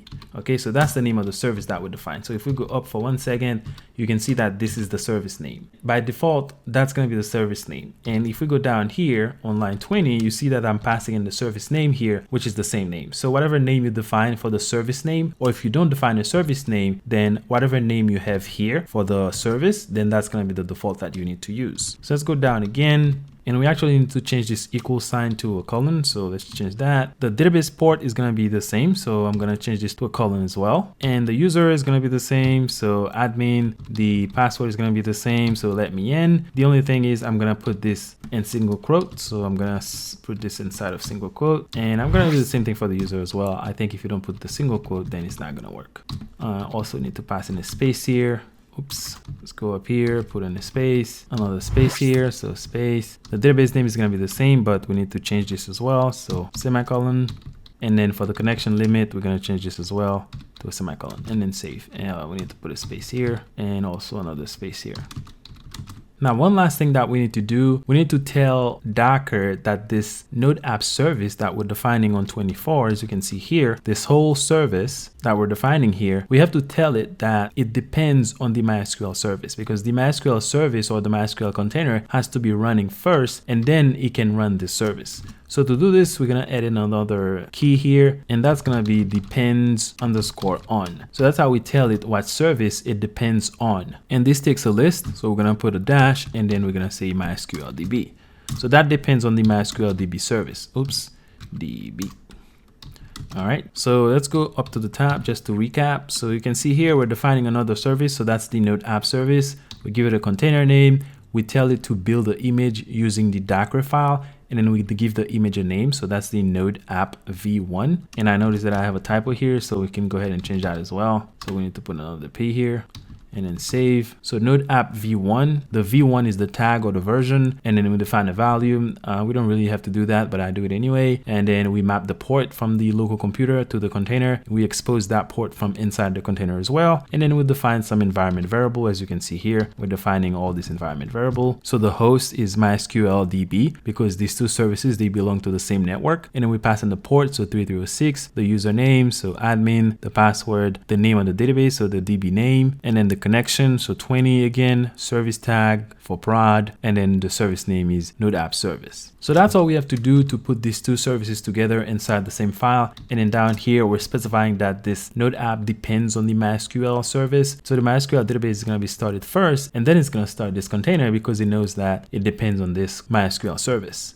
And then we specify that they belong to the same network. So we say networks, and then we pass in the internal net, which is the same network that we have here on 21, as you can see here. So that's all we have to do for this file. Again, save the file, and you can go ahead and take a look at this file if you want, spend more time on it. A lot of these things that I'm putting on here, they're on the Docker Hub. So if you go into the Docker website, you search for MySQL, they will show you how to do all this, environment variable and everything, and map the ports and everything, and how to load a script. And our Node app, again, we're building it from the Docker file. So the build is a dot, we'll give it a name, etc., etc. So make sure you go through this file and make sure you really understand what it's doing. So now whenever we build these containers off of this Docker file, we will launch both the Node application and the MySQL database that it needs, and then we'll be able to deploy the application that way. And I'm going to talk a little bit more about that, but for now, let's go ahead and test the application.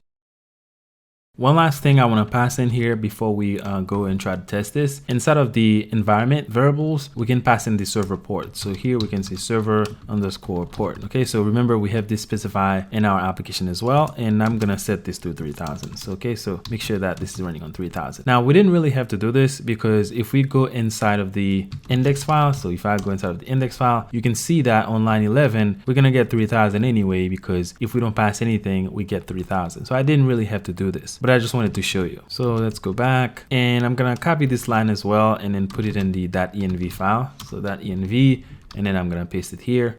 And then this time I'm just gonna set it to 5000. Okay, so I'm gonna change this to a 5.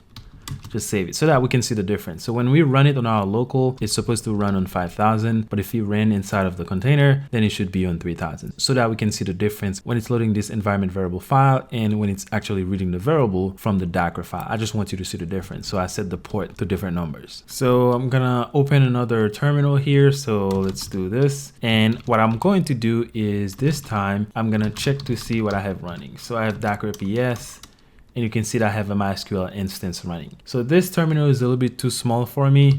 Let's get out of this, and let's go to my second workspace. And here I'm gonna clear the screen and navigate to where I have this application. So node. All right.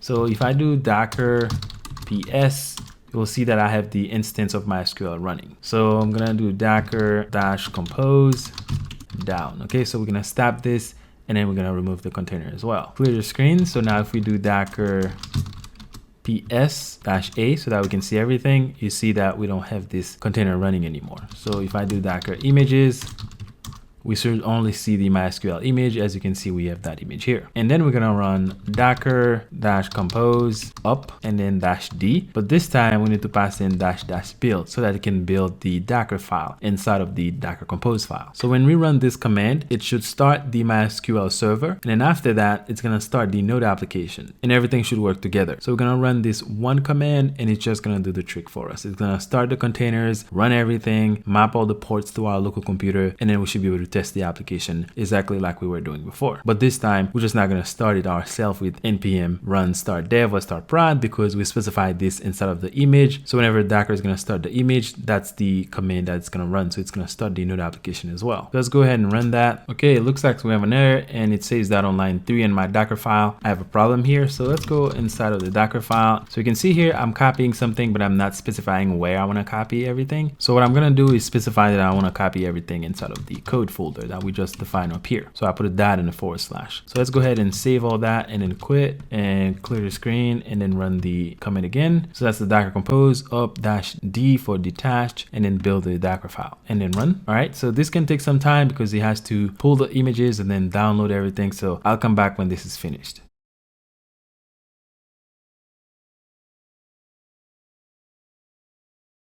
So everything completed for me. I'm gonna go ahead and clear the screen and then I'm gonna run docker ps.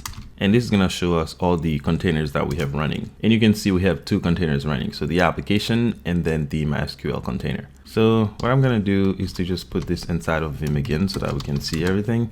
And then I'm gonna do enter. And maybe I should zoom out a little bit. All right, so you can see we have the 2 containers running. And if you look at the very end, you'll see that we have the 2 names. So we have the MySQL container and then we have the Node app container. So both of our containers are running and now we can go ahead and check the application out. So let's quit this and then zoom back in, clear the screen. And if I go to my second workspace and I can do HTTP and then go to 3000, so 3000. And if I send this, you see that the application is already running. So let's see if we can access some patients. So clear this, go to /patients. All right, so you see that the same information that we had earlier, we still had that information because we map the MySQL database onto our local machine. So that's why we still have the same information. We didn't lose anything because we mounted this volume. So the volume where the MySQL server is saving the data on our computer. So whenever we map it again, then it will remember all the data that we had. And you can go ahead and test this further if you want. You can test the create, update, and delete, but I already know everything is still working. So I'm gonna go ahead and clear the screen and let's go back. And I'm gonna go ahead and log into the database so that I can take a look. So let's see if we can find this command so that we can log into the database that's running on my host computer. This is the command. So we're gonna log in as a root user and I'm gonna press enter and let's show all the database. So if I go up, show databases, okay, you see that our database is there. I'm gonna zoom in once, then we're gonna use our database. All right, and then let's see what we have inside of the database. So select everything from patients and let's press enter. Okay, that's actually too big. Gonna zoom out a little, clear the screen, and then run the query again. You can see that we have the data inside of our database. So everything seems to be working properly and you can go ahead and test it more. But at this point, everything should be working. We have Dockerized the entire application, both the database part and the actual application itself, which is the Node application.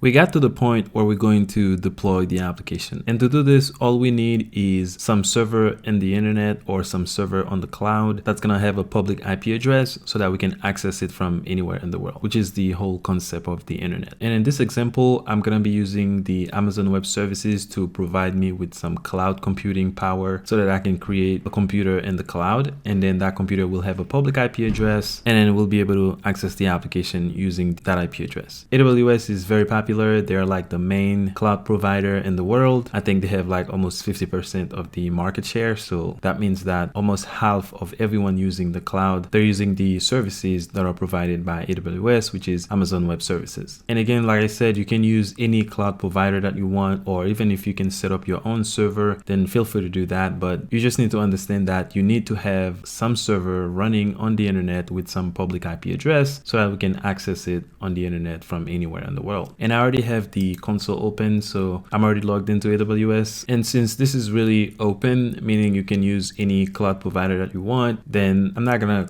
show you how to create an account on AWS and things like that. We're just gonna go ahead and create a server and then have a public IP address, and then we can just log into that server, run our Docker file, and that's gonna be how we're gonna deploy the application. Now, AWS has other services that are built for Docker directly, but I'm not gonna go ahead and use those services because they're more expensive and I just don't wanna make it too complicated. But all those other services that you can work with Docker, at the end of the day, that's what they're gonna do to run the application. They're just gonna run a container and then, give you the IP address for the host and do all the configuration for you, or maybe you'll have to do some other configuration. But you just need to understand that those services, they're like wrapper services around Docker. So at the end of the day, to the core, under the hood, it's Docker that's still running a container. It's still doing a Docker run and then passing some parameters. That's all it's doing. So all the services that AWS or other cloud providers provide to work with Docker, they're really wrappers around Docker, because at the end of the day, it's still Docker that, they're running on some computer. So in the AWS world, whenever you need to create a computer, you create something called an EC2 instance, and that's what I'm going to do. And I have this here because I've already been to the EC2 instance page, so it shows me everything that I've recently visited. But you can just search it here. So you would do like EC2 and it would come right up here, or you can just click on this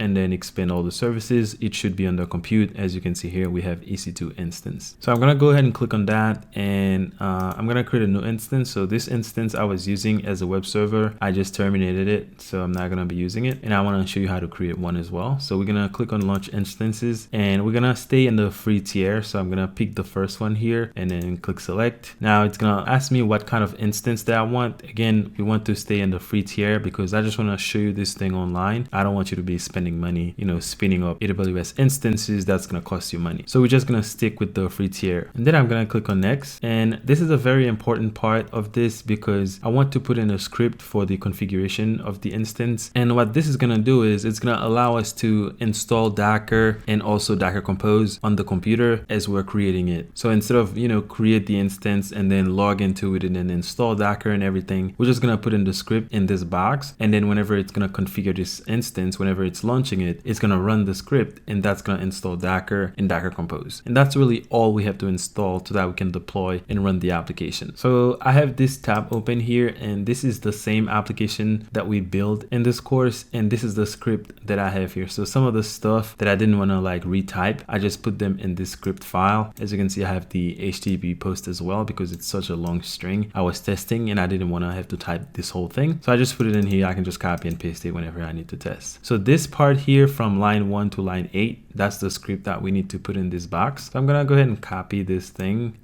and go back to AWS and then just place it in there. And all this is doing, I'm gonna see if I can expand this a little bit and scroll up. All right. And I know sometimes when people say script, you might be a little bit, freaked out, but this is really simple. All it's doing is it's updating the system, install Docker, start the service, and then it's going to add the EC2 user to the Docker group. That's what we're doing here. So user mode, add group, and then we're passing in the name of the group, and then we're passing in the user. And then we say that the service should be enabled. And then we grab this file from GitHub, and then we place it in this location for Docker Compose, and then we change the permission on that file. And that's what we're doing. That's going to install these 3 lines down here, or more like 4 lines. They're going to install Docker Compose, and this right here is going to install Docker. You can take this script if you're going to be working with Docker in AWS. And this script is really something that I just keep somewhere whenever I need to use it. Then I just go ahead and copy it and paste it wherever I need to paste it. So that's what we need to do. This is very important. Otherwise, we will have to do everything manually, meaning we'll have to wait for the instance to be ready and then log into it and then do these commands. Okay, so instead of doing that, we just pass the commands in, and it's just gonna do it for us as it launches the instance itself. So this is really important. And then everything else here can be the default, so we're not gonna change anything else. And then I'm gonna go to the storage. The storage can be whatever we have as the default. So 8 gig is fine because we're not really doing anything for real. We just want to see this live in action. If we were gonna deploy this for a real production environment, we would probably take a different approach. But this is just a demo of deployment, so it's not a real deployment, even though it's a deployment. Okay, so I hope that makes sense. And then I'm gonna go to tag, and then I'm gonna go to configure security group. So I'm not gonna add any tag, but feel free to add one if you want. And then in this screen, we need to add another rule. So here we're gonna add a TCP rule, and we're gonna open port 3000. Okay, so That's the port that our application is going to be running on. And then we're going to say anyone can send a request to this. So this first part is for IPv4 and then the rest is for IPv6. So we're saying everyone from anywhere using either IPv4 or IPv6 can access this computer or this server on 3000 using the TCP protocol. That's what we're doing here. And then the first one is for just SSH so that we can log in and then transfer files and things like that. So this is going to be open by default because they need to give you a way to access the computer. So that's what we have to do here. So open port 3000, and that's the only port we have to open because that's where our application is going to be running. And then review and launch, and everything looks good. And I'm just going to click on launch. So that's going to ask us to select a key pair, which is a key that we need to log into the computer. So I'm just going to say create new key pair, and then I'm just going to give it a name here, Node API key. So that's the key pair that I'm just giving it a name, and then I'm going to go ahead and save it on my computer, and I'm just going to go ahead and save it here. Okay, so I'm going to click on save and then launch the computer. While this is launching, so if we click on view instance, you can see that it's still provisioning. You can see it's pending right here. So I'm going to change the name to Node API server, and you can already see we have the public IP here. Okay, so now it's running. That was really fast. We can access this computer using SSH, and then we can just transfer the file. Docker should be installed, Docker Compose should be installed, and then we're just gonna run our command again, and then everything should be working. So I'm gonna go ahead and click on this, and then I'm gonna go back to workspace 1. So here, let's see. All right, so what I did is I removed the package.json file because I don't want to transfer this file over to the computer because we don't really need it. We're gonna run everything inside of a container. So the node modules is gonna be inside of the container. So we don't need this file here whenever we're gonna transfer all these files over to the remote server. So there's one thing that I noticed when I was editing the last video that I made a mistake in the .env file. So I'm gonna open that file, and then here I'm gonna change this to equal sign. So let's do that, and then I'm gonna remove this space. Okay, so I'm sure you guys caught that, but I didn't realize that until I was editing the last video. I'm gonna quit here, and then what I'm gonna do is to go back once, and then I'm gonna do ls, and you see that we have the node key pair here. And one thing we need to do is we need to change the permission on this key. So we're gonna have to do sudo chmod, and I think 400 should be good. So we're gonna do 400 node API key, and then press enter. I'm gonna add my password here and then press enter. So now if we look at this file, Node API, you can see the permission is different. You have to change the permission on the file, otherwise it's gonna say, hey, the file is to open, you can access the instance with it. What we need to do, we need to copy everything that we have. So the entire folder of NodeJS API, we need to copy that over to the remote server. So what I'm gonna do is to do secure copy, and I'm gonna copy a folder, so I need to do it recursively. So I'm gonna do -r, and then I need to pass the identification, so -i, and then pass in the Node API. So that's the key we need to pass in, and then I'm going to pass in the folder, so NodeJS API, and then I need to pass in the user, so EC2-user @ and then we pass in the IP address, and we want this to go to the home folder. So I'm going to put a colon and then go to the home folder and then put a /. Okay, that's just specifying that we're going to put this folder, so the NodeJS API folder, inside of the home folder of the EC2 user over this machine, which is 3.145.13.83, which is our server in the cloud. So I'm going to press enter on this, and it's going to ask me if I trust this. Yes. And then it's gonna copy everything, and you can see that everything is copied over to the remote computer. So now what I can do is I can just log into this remote computer and then run the same command, and our application should already be running in the cloud. So I'm gonna press up, and I need to go here, and I'm just gonna delete all this stuff. Well, actually I need this, and I need to change this to SSH. So SSH and clear the screen. So we're gonna SSH, pass in the identification, so the key, and then we're just gonna go inside of our remote server with the user EC2 user. So I'm gonna press enter, and you can see we're already inside of there. So if I do ls, you see we have our NodeJS API, and if I do docker ps-a, we should have a Docker running. So you see that we get the same result. We have nothing running. So if I do docker images, you see we have no images either. So now I can just go inside of this folder, do ls, you can see we have everything exactly like we had them. Another thing I want to show you is if I go back to the home folder and then I do ls, you can see that we only have the NodeJS API. We don't have any database folder, but that folder is going to be created as soon as we run the command. Let's go back into this folder, clear the screen, and then we're just going to run our command. So we're going to say docker-compose. We're going to do up because we want to start the containers, and then we want to run it in detach mode, and then we want it to build a Docker file. So we're going to do -- build. So once we run this, it's going to do everything. So it's going to go and get all the images, run all the containers, and our application is going to be live. So I'm going to press enter, and then I'm just going to wait for this to be over.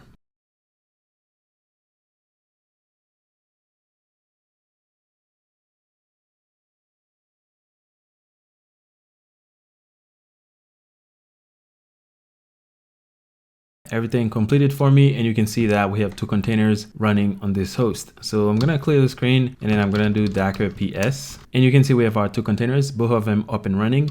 And I can also do Docker images. We should see our node image, so you can see that the first image is Node app version 1. That's the image that we specified. That's the name of the image for the node application. So now I'm gonna go back to my third workspace and see if I can copy this IP address again. And let's just go over here and just paste it here. And then we need to pass in the port, which is 3000. So I'm gonna do 3000 and then press enter, and you can see that our API is running on the cloud. And I can zoom in a little bit so you guys can see. So we know that everything is working because we can access the server on 3000, and then we get our response coming back. So let's see if we can add some patience and do some operations just to make sure that this is running. So I was using HTTP, but I know most of you guys will be using Postman, and I have Postman as well. I just didn't use it for this course. So let's go over to my fourth workspace, and you can see that I have Postman open, and I'm gonna open a new tab, and then we're gonna send a request here. So we're sending the request to the IP address to 3000, send the request.